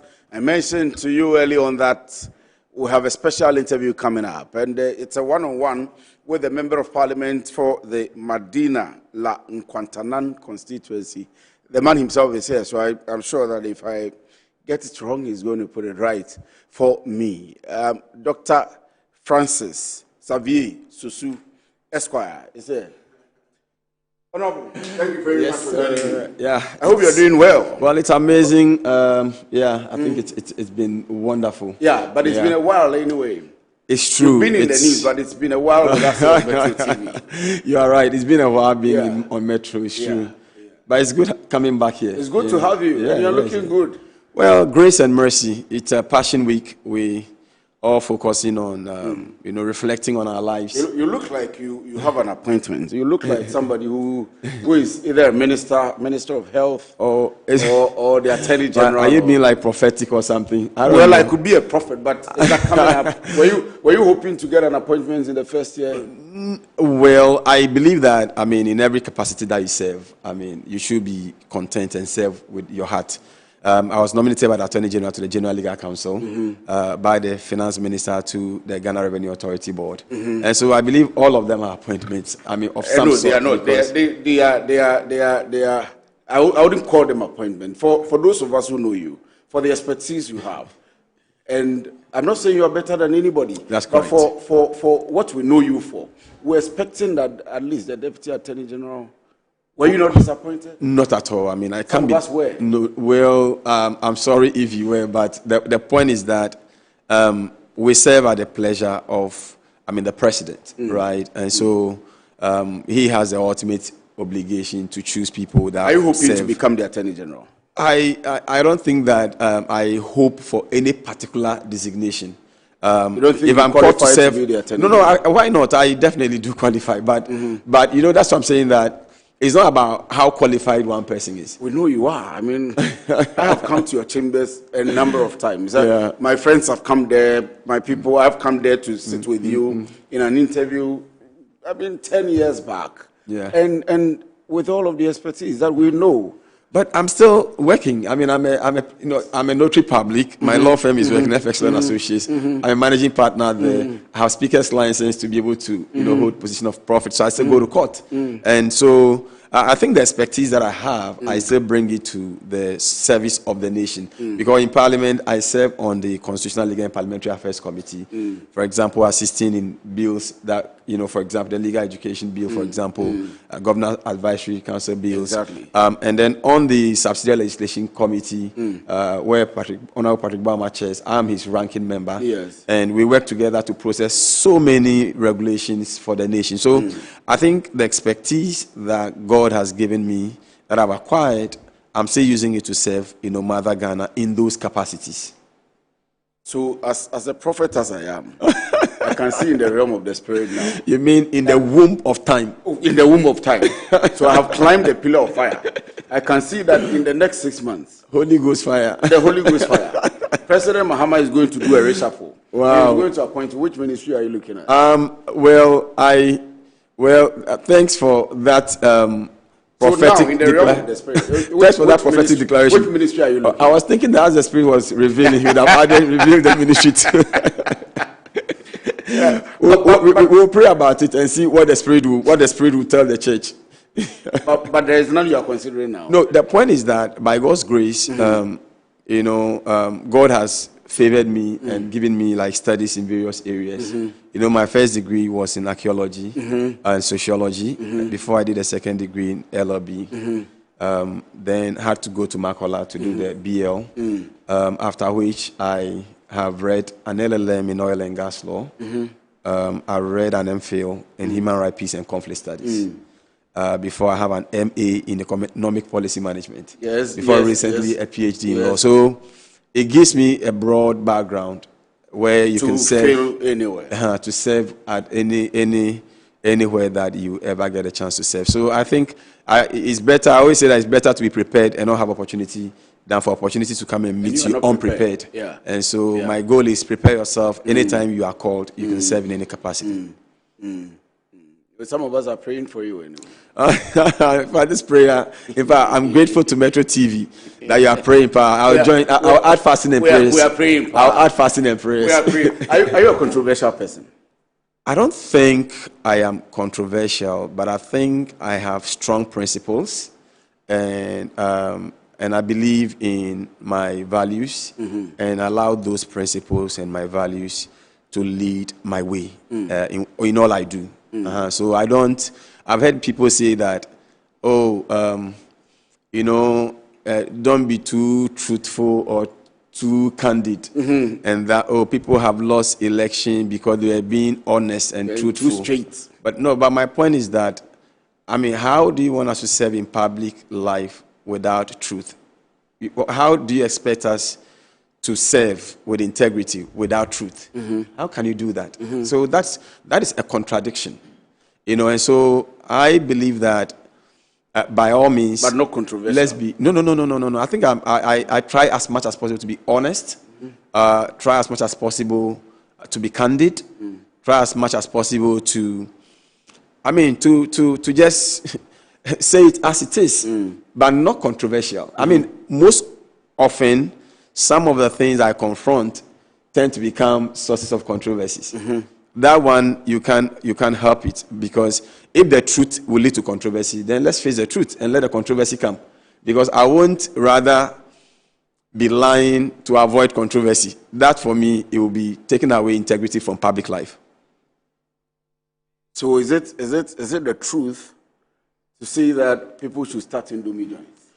Well, I think that was a complete misconstruction. But of course, it's part of this generation. Truth often do not sell. So people always want to embellish the truth, right? So that they can put it out there and put it on the market. Because what exactly did you say? The context of that conversation. But what did you say first of all? Okay. Before the context. All right. So So the conversation was about Medina Job Center. Yes. And we will come to. Yeah. Forgive me that I'm taking you off, but we'll come to, as a member of parliament, all the things you've done. Yeah. So seeing some of the things in the constitution. Exactly. Forgive me. We'll come to. That's fine. So but that's the context. Right. You see, the job center. I began the job center way back in 2019, before the 2020 election. And what do we do at the job center? We train people. We mentor people. We help people get jobs and get opportunities beyond the formal jobs. And recently, I began the Medina Chamber of Commerce. And the Chamber of Commerce is supposed to identify about 100 businesses that we are supposed to grow. Those that are informal, we formalize them. Of course, like for example, if you are an Indomie seller and you want to formalize, we can formalize your business. How do you formalize? No. What happens is that we can register the business for you, get business operating certificates. Right. That way, you can actually be paying your tax. You can also attract credit, right? So that is the context. That's important. And that's the context. And I was being very honest, because you see, I am starting a KK joint, God willing, I'm sure in a month's time. And this KK joint in Medina, the KK joint is called Express Kinky. Now, I'm doing it because I have been on the road talking about entrepreneurship. It's not because you like kinky. No. Oh, I love kinky too. And my mother makes good kinky. And we used to sell kinky a lot at Newtown. So now you have money and you want to expand the business. I want to do kinky because you see, and I'm being very honest. Yes. I've seen the roadmap already. Can you imagine if I have a kinky joint, right? That give me 500 Ghana cedis a day. Just imagine that. If I have about 10 or 20 of those kinky joints, can you imagine how much I'll be making a day? Yes. And how much I will make a month and in a year? So I was just shaping the mind of people. You see, leaders must take people where they ought to be, even if they don't want to be there. We must be honest and bold enough to speak truth to people. Take people where they ought to be, even if they don't want to be there. And I think that this generation, unfortunately, is a very misguided generation. So what was the exact statement? Oh, no, I think the exact statement was, I think I was talking about the fact that we must move beyond the idea of white-collar jobs to entrepreneurship. Young people must consider entrepreneurship. In fact, what I said was that if you are in Lagos, because it was Dr. Sadiq's burial. Yes. Yes. So that was where we had a conversation. And these are young Lagos students who were speaking to me. Exactly. So I told them that, look, as you work to get your certificate, get some side jobs that can help you. Because sometimes, as member of parliament, I've had confronted many times where people will come and say that, Honorable, I finished school for 5 years, I don't have a job. I've been home for 10 years, I don't have a job. But you know what? When I was doing my, I think, MPhil, Human Rights, Peace and Conflict Studies, I had a classmate. And this was an orphan who was with me at Winneba. And her side job whilst we were in Winneba was that she used to sew. So she sews for people in the class and put them on her TikToks and all that. And generated money out of that to pay her fees right in Winneba. So I'm saying that we have gotten to a point in time where the theories of Adam Smith will continue to live with us. the problem of scarcity. Yes. There is no way human needs are satiable. There's no way every human need can be satisfied. But we can do something to help ourselves. And I say that passionately because I am a beneficiary of that. The first business I ever did, trying to make it in my life, was a gospel album titled Unyame Mpaba. And I used to sell cassettes in cars. I go to studios trying to make sure that I know that you sing in church. Oh yes, I see. So you still sing? I still sing As a member of parliament. Yes. So when we raise, but I just last before I went to parliament, like I think in 2024, I released another single titled "Lord Give Me Grace to Run My Race." So I'm saying that whilst you are doing the formal things, I have a PhD in law, but I have side things I do, side businesses. You know, when I came to Legon to do law, do you know what I did? I had a small company called FS Consult. I used to go around looking for uncompleted buildings, and I'll be asking them that, oh, if you not use your house for anything, can you give it to me? I converted a lot of properties into hostels, and I used to do what we call mediation and arbitration when I was in school. Those kind of thing. The first BMW I got was out of that mediation arbitration. You started making money when I was an LLB student. Okay. Then, by the time we finished LLB, my colleagues would bear me out. I was a class captain. I had written 3 books and launched them on Legon campus. When we went to Makola, I was a class captain, selling the books, the law books, to my colleagues. By the time I finished with Makola and did pupillage for I think 6 months. After the 6 month pupillage, I had written a new book titled Homeless. And Homeless was a GES approved book for all public schools. And because of the stories I was telling, His Excellency President Mills, may so rest in peace, yes, through Honorable John Tia, the then Information Minister, they gave me a project titled Public Schools Orientation Tour. And I used to tour the whole country trying to speak to children and sell these books. The money I made from those books was what I used to establish the FX Law and Associates. This one wasn't a BMW. No. So the first money you made, you used it to buy. No. The BMW was payment for a work I had done. Oh, payment for a work I had done, but so, not money from the first. No. The first so you see, so I'm saying that it is entirely possible, and this is not unique to me, and it's not because I was privileged or my parents were privileged. They were not. I was also from a very, very, very difficult home. Things were tough. We were on the street selling, and so I can understand the difficulties every young person is going through. But believe in yourself, even if no one believes you. If there is no opportunity, you can create some of them. You see, so everyone can do something. Is it the case that young men of today don't like to go through the process? I believe so anyway. They don't like to. I was doing some mentorship recently, and I was telling some young men that, look, when you look at stars today, you see a finished product. You see, someone who has gone through the meals. Yeah. And maybe you don't know the process. It's just a product that you see. But there is a process. There's a process. You can imagine when I finished Legon, this album I'm talking about, that is 2001. 2001. In 2002, 2003, when I was Legon, before I was trying to aspire for SRC president, I had a small business in Domi called Frank Class. So I go and teach there and come back to Legon.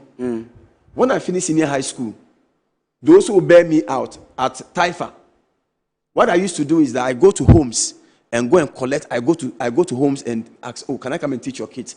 I had about 3-4 different homes.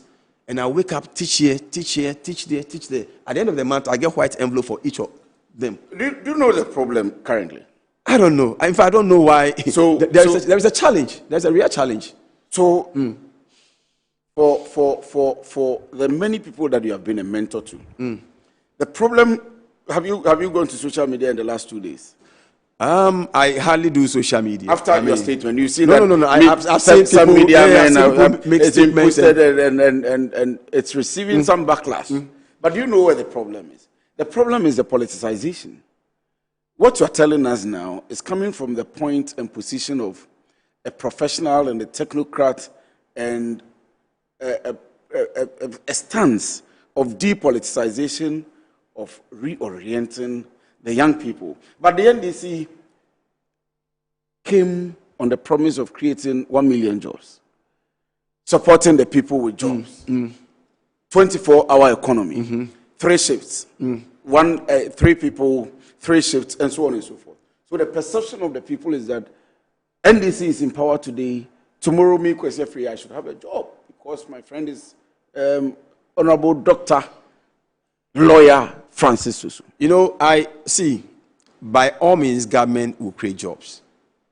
But no amount of jobs created by government will absorb every unemployed person. We must understand that. Let's be honest. And that's why I mean these things, I don't politicize them. When it comes to personal growth and mentorship, it's not about politics. In fact, when you come to my office, no, you are an epitome of what we are talking about. Exactly. You are the person. But the party politicizing it makes it problematic. No, you see, that's a problem. You see, and that is a problem of Ghana. You see, partisanship will continue to be a problem for Ghana. Hunger doesn't know politics. A lack of job doesn't know political party, political colors.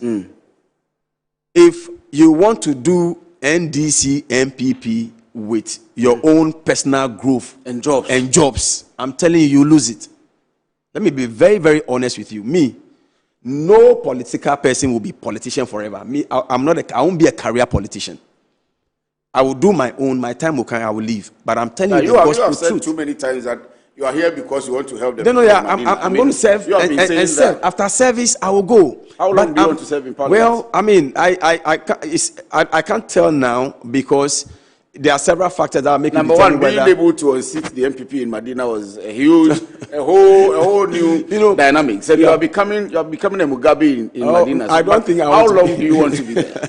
I don't think that I want to. How many terms do you want to go in Medina? I would want to hide that for now. Like 4 terms. There's a reason I don't. Well, let me hide that for now. Oh, 4 terms will be okay. Let's hide that for now. Let's come back to because I believe in personal growth. Right. And so, how to create opportunities for myself, for my people, create opportunity for Medina people to get opportunities. That's what I'm interested in. Look, many young people have come to my office, and by the time they are going, they've turned into entrepreneurs. And so, when you come to Medina, one of the things we do a lot is what we call business support. So, when you go to my common fund account, a lot of the things we've done is business support. So, I'm always like, oh, okay, in the meantime, now that you have not yet got a job, what can you do? So can you bring a business idea? Can we do something? And this is what I do almost on a daily basis. And it has nothing to do with politics. And those who benefit from our business support program, they are apolitical. Everybody. People don't benefit because they are NDC or they are any political party. But everyone, once you have a small business and you want to be supported either through the Medina Job Center, through the Medina Chamber of Commerce, we are willing to support you. And I think that let us depoliticize issues of unemployment. It's so important because where you are, I don't get it. So because I tell my people and I tell them, and anytime you come to my heart, it's something I say every day. We can be political, but non-partisan when it comes to these matters. It's so key that we do that. And let me divert a bit. Okay. Let me be political a bit. So let me disturb you. Let's do small politics. You want to do politics? Okay. So my point is, what then becomes of the political parties' manifestos? And the NPP promised hugely jobs, that we are going to create jobs. We have always known that there is always a problem with that. NDC has been promising. We have always known there is always a problem with that. But because you are here and you are a member of the NDC, let me now bring it down. And NDC is in government now. NDC promised 24-hour economy. NDC promised 3 shifts for people. What has become of that? Well, I believe that's in perspective or in context to our discussions now about orienting the young people to begin to accept that they need to wake up, they need to take up on their own government's businesses to provide a conducive environment for them. What has become of the 24-hour economy? Well, I believe that a 24-hour economy definitely, as we have espoused over and over and over again, is a framework. Now, there is a whole authority that has been set that is working to ensure that we fully implement the 24-hour economy. But as we speak now, there are many areas of our economy that is already experiencing that 24-hour economy anyway. So, for example, the passport office, as we know, the premium services that go on there is through the 24-hour arrangement. If you go to DVLE, for example, if you go to the port, 24-hour economy is in operation. Now, as to how that will generate jobs, it will take time because there is no policy. If you do public policy, the effect of public policy or the time it takes for you to have a full effect of public policy is usually between 3 and 4 years. So even when you begin a public policy today, it will not. The effect will not. It's not immediate. That's not. The effects are not immediate. Now remember that, and government has since government came, a lot of recruitment is ongoing. For example, the security services are ongoing. We saw the security services. So definitely, recruitment will go on. My issue is that if you look at the gap in terms of the number of young people who are willing and ready to work, there are about 350,000 to 400,000 young men coming into the job market every year. Every year. And so you ask yourself that, how do you absorb that number of people? And I believe that it is through industry, right? It means that we have to, it's through industrialization, right? Unless you have new industry, because otherwise what it means is that those who are currently working, you have to take all of them away, or something will happen suddenly that everybody is there, then you are picking new set of people. That won't happen, because that would be a very, very, it's an impossible scenario. So it is new industries coming on board that can generate those new jobs. But until those new industries come on board, it will be very, very difficult to absorb the total number of young men that are coming on the job market annually. And that is why entrepreneurship plays a key role. Look, for example, I just told you about my Kinky business. See, if you have one Kinky joint. As for the Kinky, you have to invite us to the Kinky Express, you'll be there. Yeah. It's Kinky Express. When is it happening anyway? When are you opening it? I'll open it, I think, the first week of next month. The first week of May. Yeah, the first week of May. First week of May. So we are marking our calendars. Yes, so that you come and eat the Kinky. Yeah. At least to begin with. If one Kinky joint, say, have 10 people who are working for me, and I'm able to replicate, let's say, 20 Kinky joints, 10 times 20. That's the number of jobs I've created alone. Yeah. If another young man, another young woman is doing something, what it means is that sooner than later, we ourselves will create a situation that takes young men out of the, from the unemployed market. Now, many people have seen who have also commented positively about what happened. Of course, the twists and turns are ongoing, but that's not really my intention. But people have said, oh, but we don't have credit. We may want to do something for ourselves, but lack of credit. And I'm like, that is a great idea, because that's a good conversation point. If you accept the fact that, look, we can do something about ourselves, but it's credit, then that shifts the conversation. How then do we ensure that there are affordable credits for young people who want to enter into entrepreneurship? Right? Some are saying they didn't hear this, as you are saying now. I mean, we hear some of these in bits and pieces, but the way you are putting it together, that's not what the NDC said. They felt that, for example, in Medina, the MCA's office, or let me say the coordinating office, will run 3 shifts. So in the night, the coordinating office will be running, and so another MC will be there.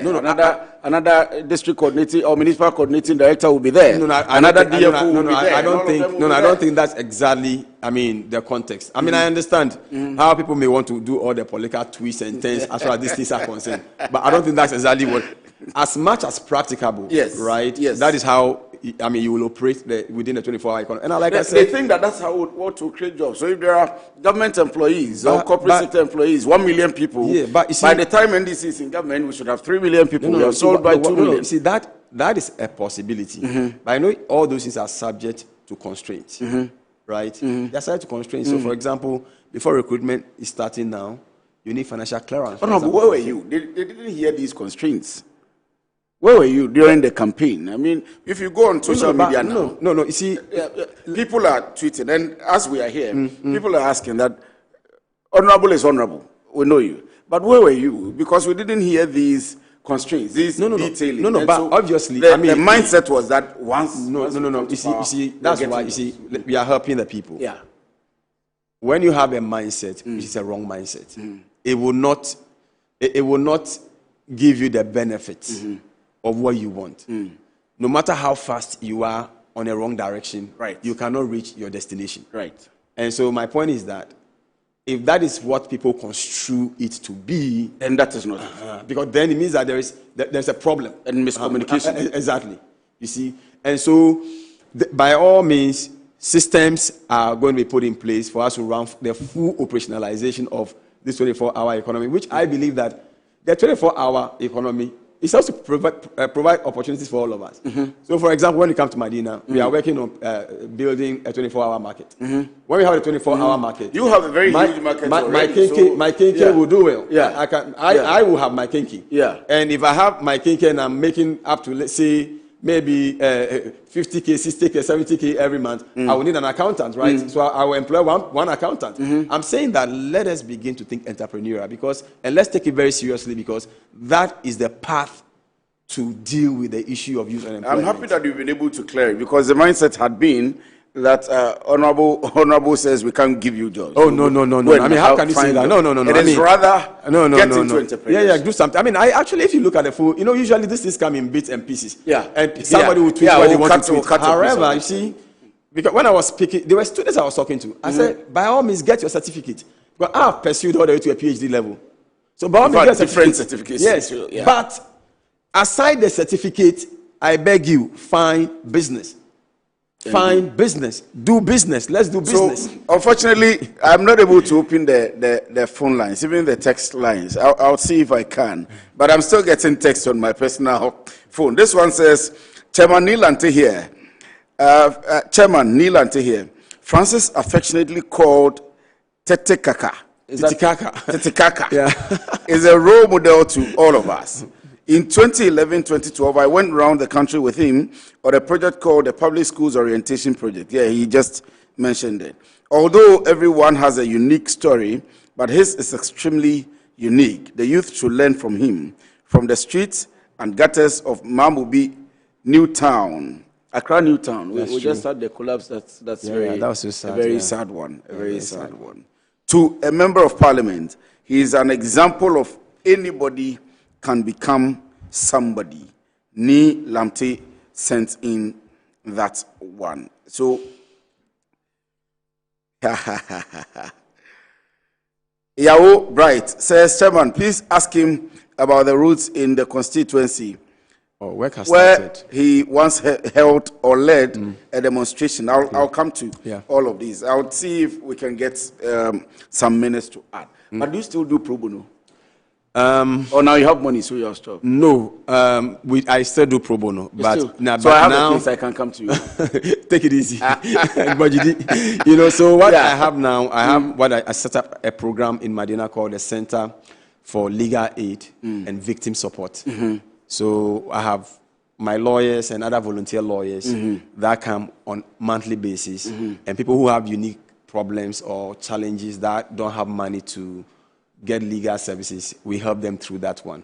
But that's a strong one. After all your episodes about pro bono and so on and so forth, you still had the strength to. That's what I'm asking. You are very right. Honestly, but I love God, I love Jesus, and I want to make heaven someday. Bible says because you were demonized at the time. Yeah, but those of us who knew you knew the details, but the public. They didn't have the details, and you had to go through an ordeal. So you see why did that not affect you? No, it did, because I remember very well that at the time of my suspension by the GLC, for example, I had more than 300 active files that I was working on. Most of them are pro bono, human rights. Eventually, some people died because I couldn't put in representation for them and all that. So it did affect me, but I believe that if you are consistent with your journey, and you continue relying on the strength of God, God eventually comes through for you. I mean, I believe that that's why, even though I went through all those things, I've still gone through to become who I am today. And that's why we still have the Center for Legal Aid and Victim Support, so that people who need support, we can still help them. But that's a very good... in fact, I admire you for that. And some way, somehow, I feel some way that to go through all of this, I felt for you at the time. I had a friend who has a lot of money, but was very down. If I mention the name now, I mean, for purposes of our discussions, I would not want to. He's a very rich man, but at the time, he was zero. And you were his client by then. Oh, okay. And the kind of commendation that I personally have experienced, I thought that would be the end of your pro bonus. Well, it's been a very difficult one. I mean, it was a difficult one. Have you considered that at a point you I think at a point in time, pro bono? No, I don't think I considered that, because I wrote a book on that incident titled Pro Bono Lawyer Without Honor, right? And I believe each of these things that I come through become a source of inspiration for the next level. So, for example, all the things we're doing through the Justice for All program, I have a book titled Guilty Until Proven Innocent, right? To just show how we have turned the system upside down, because you are supposed to be innocent until proven guilty. But I wrote a book on that, and I have a book on I Am the Street Lawyer.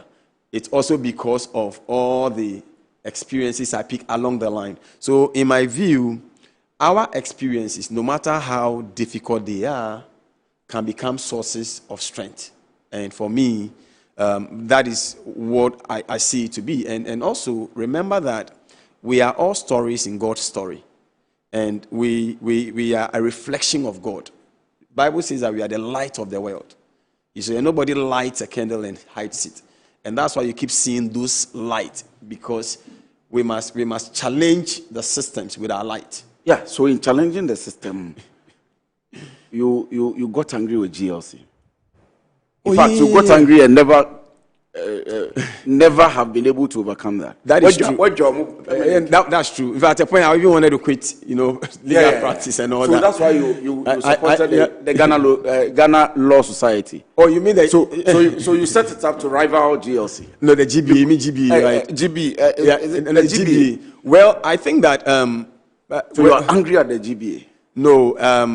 I mean, it was a very legitimate anger, because... Yeah, but you are still angry at them. Oh, no. No, they attacked you. Oh, yeah, but I mean, without, as you put it, but you're angry at them. No. I was angry because I'm a human being, so sometimes you can but get now angry. You're not. No. I've overcome that long ago. But now you still want to distool them. I mean, you... No, but... You want to destabilize them. No, it's good, competition always brings the best out of people, right? So when you have the Ghana Law Society, and then you have the Ghana Bar Association, it brings competition. So I am a member of the GB, but I'm also a member of the member. Yeah, I'm a member of both associations. Yes. In fact, I'm a member of even Lawyers in Search of Democracy, a member of Lawyers Without Borders. We are in many associations. Commonwealth Lawyers Association. Yeah. I'm a member of the Ghana Bar, Africa Bar Association. And so I think that it's not out of anger, but it's just to grow and make the system better. What's this all about with the legal reforms, and now the bill has been passed? Yeah. You are happy? I'm extremely happy, because I remember that... You pushed it too much. Well, in 2021... Because you were not happy with the system. That's what I want to arrive at, that you were not happy with it. No, but you see, we must understand that the essence of all the advocacies that we do is to bring about reforms and changes. Because you are not happy with the system. Oh, but if the system is perfect, then nobody needs to be here. We are here because the system is not perfect, and we are trying to perfect the system. Honorable Dr. Esquire, please go ahead. Thank you. Lawyer. Oh, please go ahead. Please go ahead. So for example, during advocacy, I recall that there was this case I did of Eric Asante, where he was in prison for 15 years. We did a case, and he was acquitted and discharged at the Supreme Court. But at the time that he had already served all the 15 years in jail. Yeah. Right? That was injustice. We wanted to get compensation for him. It ended up that I think we were just awarded some, 40,000 or something, for somebody who had been kept in prison for 15 years without trial. Yeah. So I was angry. So when I went to Parliament, I began the compensations bill to see whether we can get a framework that will allow government to calculate how much they give to people who are wrongfully detained and things like that. when I went to the 8th Parliament, led to abolish the death penalty, for example, criminalize witchcraft accusation. The bill had been back. We are still working on it now. And so I'm saying that when the system is broken, we can fix it through law, legal engineering. And that is the reason why the law school thing, we needed to fix it. I remember joining the 499 in demonstration, demonstration against the GLC at the time so they can be picked. Honorable Dafemekpo and myself brought a bill. In fact, the two of you have been... AG also had a bill at the time for legal reform. So I'm happy that finally His Excellency John Dramani Mahama and by the leadership of the Attorney General, we now have the law, and sooner, I'm sure the President may sign it soon, so that possibly the AG signaled that potentially by September this year, we could start, using the new model, and I think that will be very, very progressive for our country and legal training. Someone says I should ask you that he hasn't heard much like he did about the LGBTQ from you in this year. No, because it's a subject area that I have decided not to pay attention to. Because in the last election, I think people were just misunderstanding everything about LGBTQ+, as far as the constituency is concerned. There's a law that has come to Parliament. Once it's passed, the President has signaled that he's going to sign. So let's leave it there. What do you want me to go and do? You want me to do advocacy? That's your business. That's your person. You've been doing it. So that's where the question is coming from. No. I think that we must choose. It's not everything that you can. Is it not because you're a member of the NDC? The NDC is in government now. Oh no, not at all. The bill is in Parliament. The bill is coming to us. We are in the Constitutional Legal and Parliamentary Affairs Committee, so we'll process it. Now, also, you have to understand that times and seasons change. When we were in opposition, 137. It was in that thick of affairs that I was doing a lot of the advocacies I was doing, right? Now my government is in power. What would be the point making noise about what? We still want the bill passed.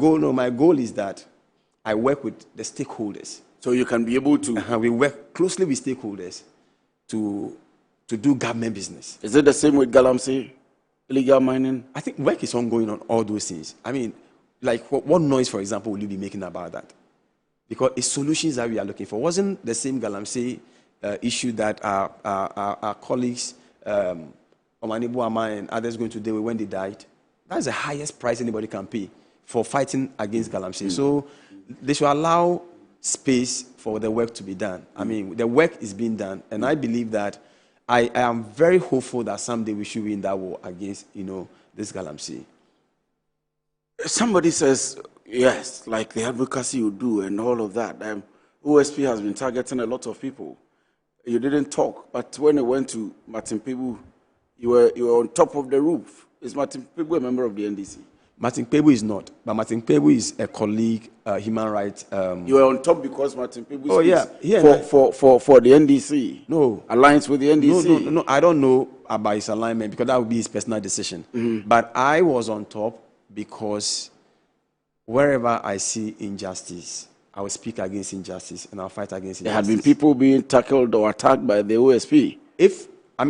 Maybe if it comes to my knowledge. What's your position on the OSP's office? Well, I think the OSP's office... Your personal position? My personal position is that it is still a functional office. And it must be allowed to work. It shouldn't be scrapped? No. The reason is that... Your leader had made attempts to get it scrapped. Every independent state or every, I would say, anti-corruption agency needs protection. And so I believe that it is one of those anti-corruption agencies that needs to be protected, resourced for it to do its work. It doesn't have to be scrapped? I don't believe it should. You don't believe it should? I don't believe it should. Honorable, I've taken a lot of your time, but give me maximum 5 minutes. Let's do this. In your constituency, you've mentioned quite a number of things. Most of my colleagues from the office live in your constituency. Okay. Some mention too many good things you're doing. Others mention routes that they are expecting you to be doing. You can mention a number of them. As we are speaking, you've mentioned a number of them. We've heard of the medical support, the educational support, the center you've set up, too many things. And that's why I mentioned that if we don't take care, you'll become a Mugabe in Medina. But, I mean, you are here. What are your achievements so far that you can pinpoint to us? I think my achievement as a member of parliament in Medina would span from the establishment, for example, of our educational program, where we have the Best Teacher Award, and every 2 years, the overall Best Teacher goes home with a car. That's, every 2 years, Overall Best Teacher in Medina goes home with a car from the MP? Yes.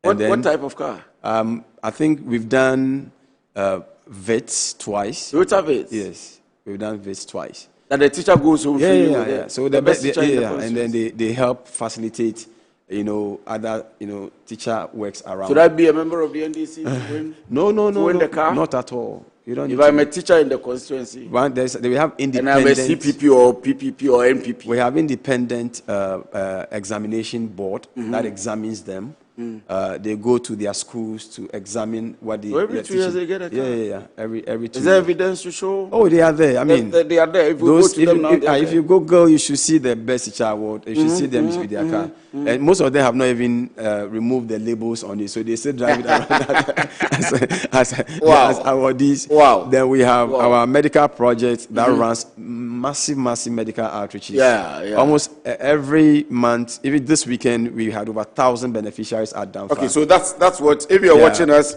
or if you're listening to us on 94.1, you can just get online and see some of the pictures as we are showing. As honorable, so I would allow, forgive me, I would allow him to go through it, but just to draw your attention to the fact that we have the pictures of what he's talking about, evidence to show you that he's not just talking. And recently, in more than 50 years, Kekele Hospital had been without surgery, a surgical ward. Recently, myself, together with the Australian High Commission, were able to get them a new, surgical equipment. And in fact, the new surgical equipment, that's where they're actually carrying out the surgeries right now. Wow. And when you move from health, we have been also working very hard through the, what I would call the, of course, I mentioned the Medina Job Center. Yeah, the Job Center. The Job Center concept, how did you get that? Well, I think the concept... Is it still with the orientation that you want people to become entrepreneurs, exactly, jobs? Exactly. And so you set up the center to train people? Train people. And we have all kinds of training.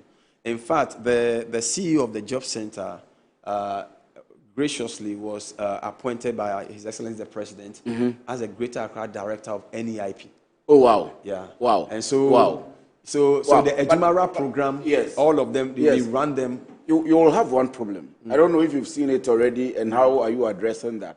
There are people who maybe live in the constituency but don't vote there, or come to the constituency to vote but don't live there, or feel that there is Medina Job Center, I am Kwesi Free, I live at Aoshi, or I live at Pukwasi or Ushuman, somewhere. But I want to come to Medina Job Center because I want the skill, I want the experience, I want the expertise. What happens to me? No, we give them the space. You give them the space? Yeah. So the people we train, even though most of them are from Medina, there are a lot who are not from Medina. They come to train. Wow. Yes. Wow. And when you finish training and you are interested in setting up, we have helped set some of them up. And then the goal is that we will be able to use the what we call the Chamber of Commerce to get them like financial support. Yes. And the Medina Chamber of Commerce also recently, we had a huge partnership with the Indian Chamber of Commerce. And so by the end of this year, we are selecting certain businesses, Ghanaian local businesses that will go to India to go and learn new technologies. We've heard that there are technologies that are used to convert, say, this coconut husk into either fertilizers. So Malik Basintale of the YEA is also having a program, a project like that. That's a local one for the benefit of the Medina people. Yes. So, and then so and I mean several others. I mean, and so on and so forth. Somebody says I should ask you this. She says, boss, please, I know this is not a sports program, but we are serving the interest of everybody. But she says, but take the opportunity to ask Honorable about the Black Stars friendly game on Friday and today too. And also, please, on the head coach, Otu, Otuado, so forgive me. If he was to own a football team, will he appoint Otuado as a head coach? And why? Why are you putting Honorable on the spot like this? But the question is for you. I love sports. The first question is your take on the friendlies which just happened and the one today.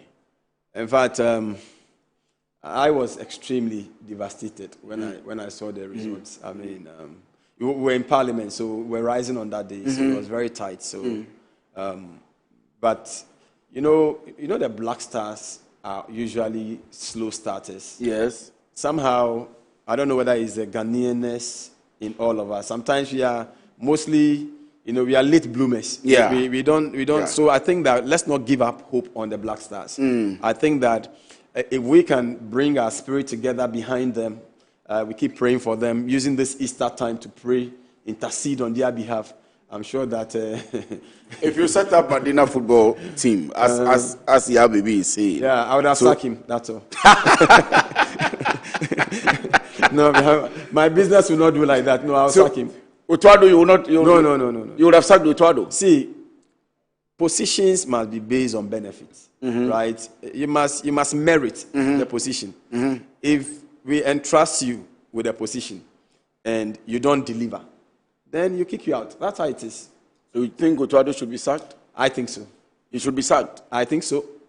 Because he has not done a good job. So if he gets sacked today, he will blame you. Oh. Because the president listens to you. President may be watching the show. I beg you, Your Excellency. That'll be his decision, but I think the question is if you were the one. If I were the one, I think that I would not let him continue because it's a result. See, World Cup is a serious thing, it's a serious thing. People's hearts, I don't want to go there right now, but it's a very serious thing.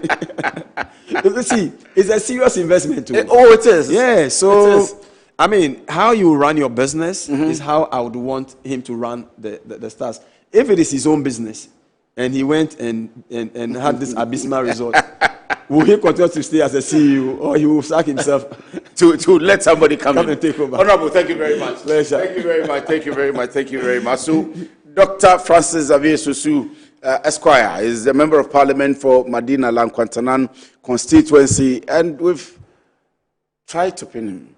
We've pushed him, and he's done his best answering all our questions. And we'll follow you to the constituency with all the things that you are doing. We'll be so the first week of May, we will not forget. Kinky. Kinky Express. Kinky Express, that's the name of the company. Yes. But the locations you haven't given us. I'll share you. We'll chase you for it. I'll share location. But thank you very much for passing through. Thank you very much for doing the watching and for the messages that are coming in.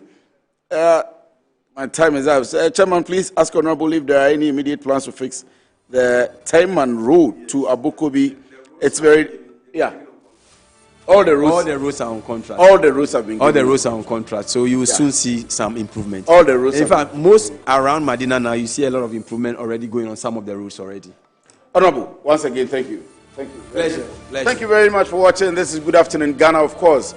Metro TV, Ignite TV, and I said Ignite TV. It's Ignite Media Group, IMG. Metro TV, Original FM.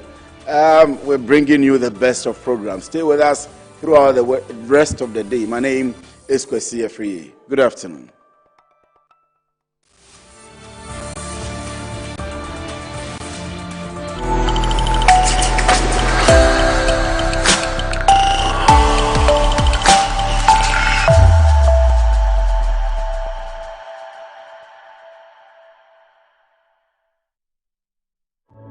Jesus Christ loves you, and greater love hath no man.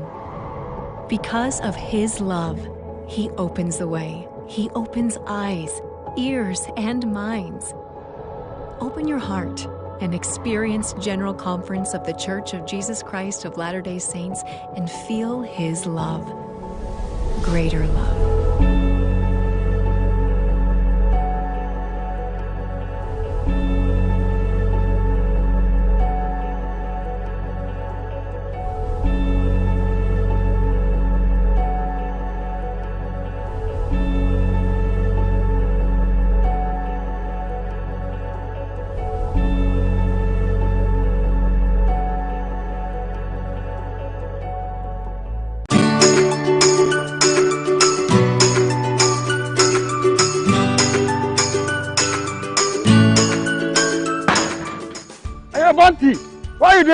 Wallahi, tell her today go give me my money. Oh, my guy, what's up? Oba un 17 and baby. Scan on ASA. 500 cities per. Ah.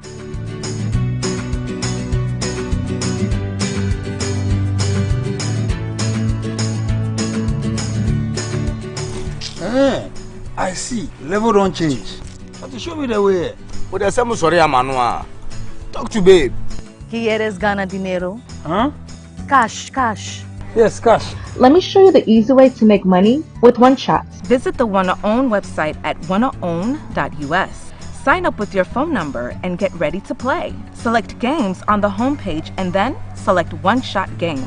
Deposit to make an entry, then pick a number from 0 to 99. If your number comes up, you win a cool 500 cities. So it'll be easy like that. Just like that. So I'll go buy my dream car. Por supuesto. Just visit wannaown.us and win some cool cash prizes. Baby. Boom!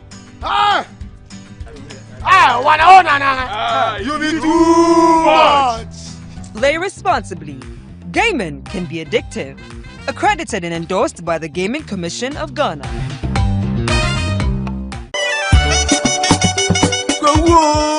It's going to be a celebration with Kivo this year at Square. Step into the Kivo village at Obomin Market and enjoy correct chicken soup cooked with Kivo 100% natural spices, and refresh yourself with Kivo Gary Soakins mix any time of the day. Special appearance at the Kivo village is the Metro TV Jollof Festival. Live cooking, food tasting, and non-stop entertainment. Remember to join us daily for the true taste of Ghana, made with Kivo 100% natural spices and your favorite, the Kivo Gary Soakins mix at the Kivo village at the Obomin Market all day, all night. Kivo, taste of Ghana. From the 2nd to the 6th of April, don't miss it. Kivo Village, taste the culture, live the moment.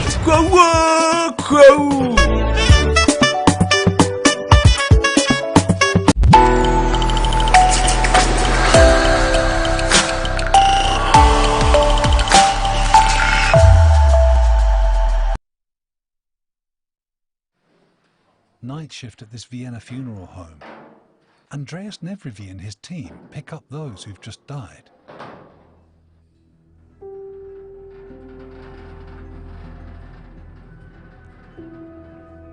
Their vehicle has space for 4 of the temporary coffins.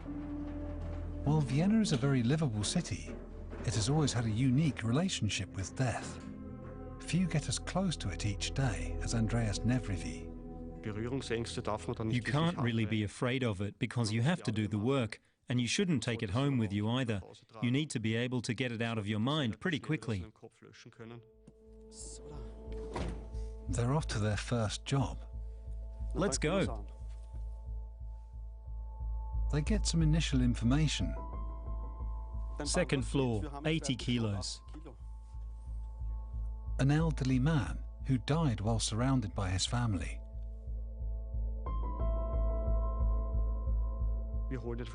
We pick up the deceased with our temporary coffin, the grey one, then place it in our cold storage.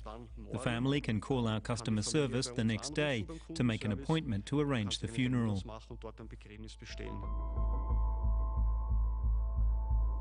Their trip to the cold storage hall will take them past Vienna's famed Central Cemetery. But first, they need to focus. Their job requires a dignified and respectful approach. For them, the job is routine, but for relatives, it's anything but.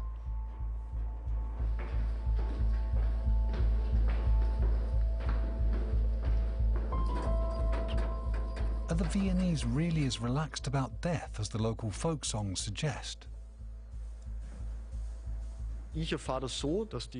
In my experience, the bereaved or people in Vienna in general don't want to know about death. They tend to keep their distance, but when they're confronted with it, they're suddenly interested and want to know all about it.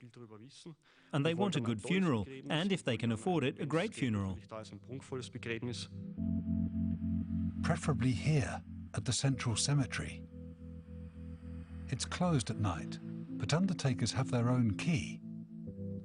An Austrian poet once said, "Death must be Viennese." Nevivri says that's partly due to the central cemetery, famous around the world. Here, death is no taboo. On the contrary, those who choose to be buried here can boast of one day being a neighbour to famous composers such as Johann Strauss, Johannes Brahms, or Ludwig van Beethoven.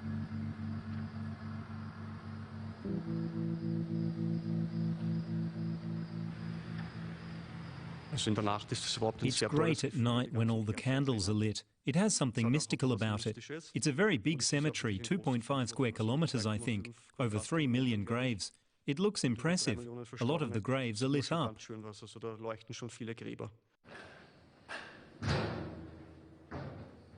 The cold storage is at the far side of the cemetery. Their job usually ends here, but they would never leave a body naked or in dirty clothes. Respect demands a clean shroud.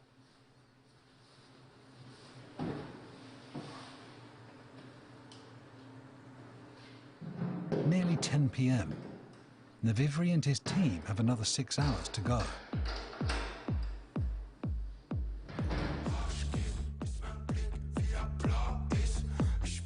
Our next subject has little interest in death. Austrian rapper Bibiza is living life to the fullest. He's the bad boy of Vienna nightlife, with a reputation for excess. We meet him in Eden Bar, the living room of Vienna's upper crust, a perfect place with perfect manners. Except for Bibiza, who likes to stand out, and because he's a star, he gets away with it. He's like the shot of adrenaline the nightlife thinks it needs.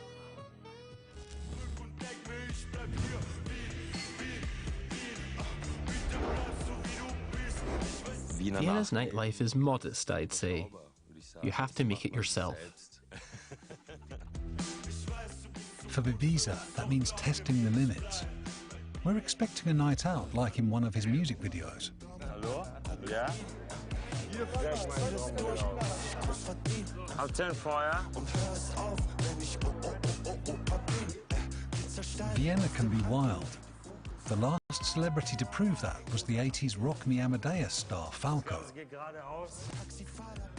Bibiza has picked up where he left off. The night is usually good if you don't regret it too much and don't have too many stupid conversations with whoever. He's apparently bored with our questions. The Viennese are often said to enjoy being rude. But before we leave, what does he think of Vienna? I'm very proud to be Viennese. And I always love coming back here, especially after I've been away for a long time. For me, it's a real place to retreat to, a kind of relaxation zone away from all the other places I visit.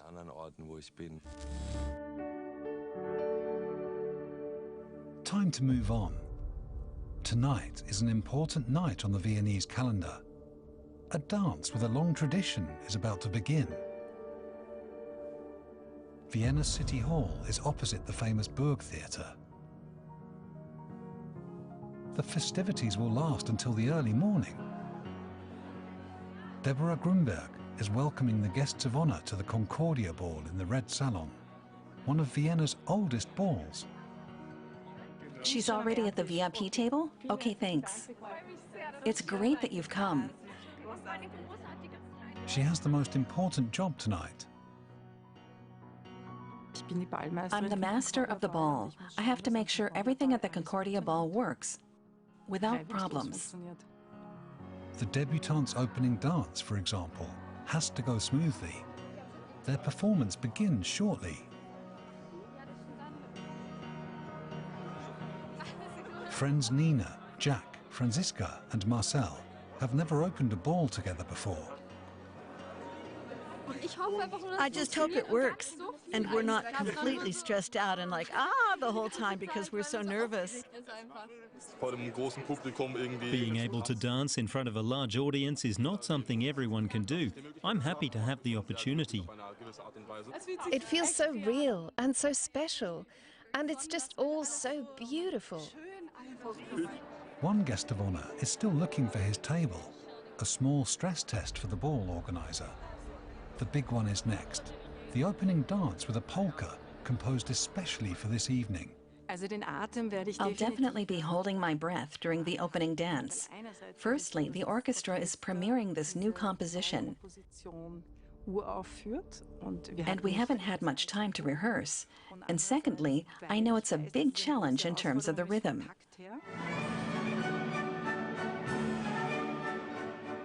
The entry with a leisurely pace. And it looks pretty good. The opening dance will be next. The sense of anticipation is palpable. But alas, speeches come first. 30 minutes worth. The polka and the waltz have to wait.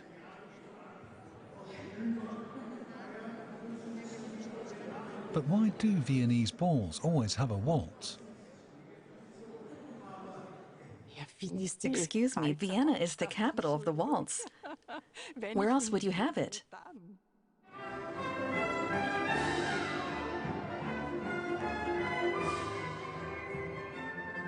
The ball is run by the Concordia Press Club. The title of their new polka? Breaking News.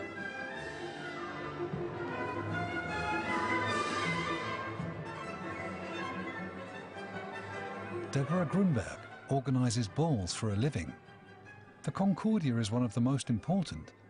She says it's almost as beautiful as the famous Vienna Opera Ball.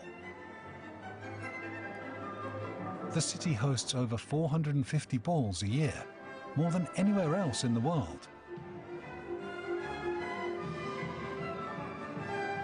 Attending a traditional ball is all part of belonging to Viennese society.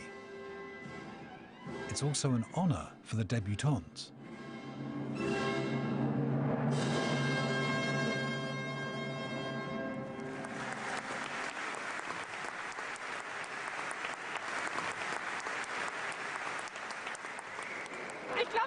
Honestly, the hardest part was standing for so long at the start. My feet hurt before we even got to dance. But then it was really fun. Tiny mistakes, but it was totally fine.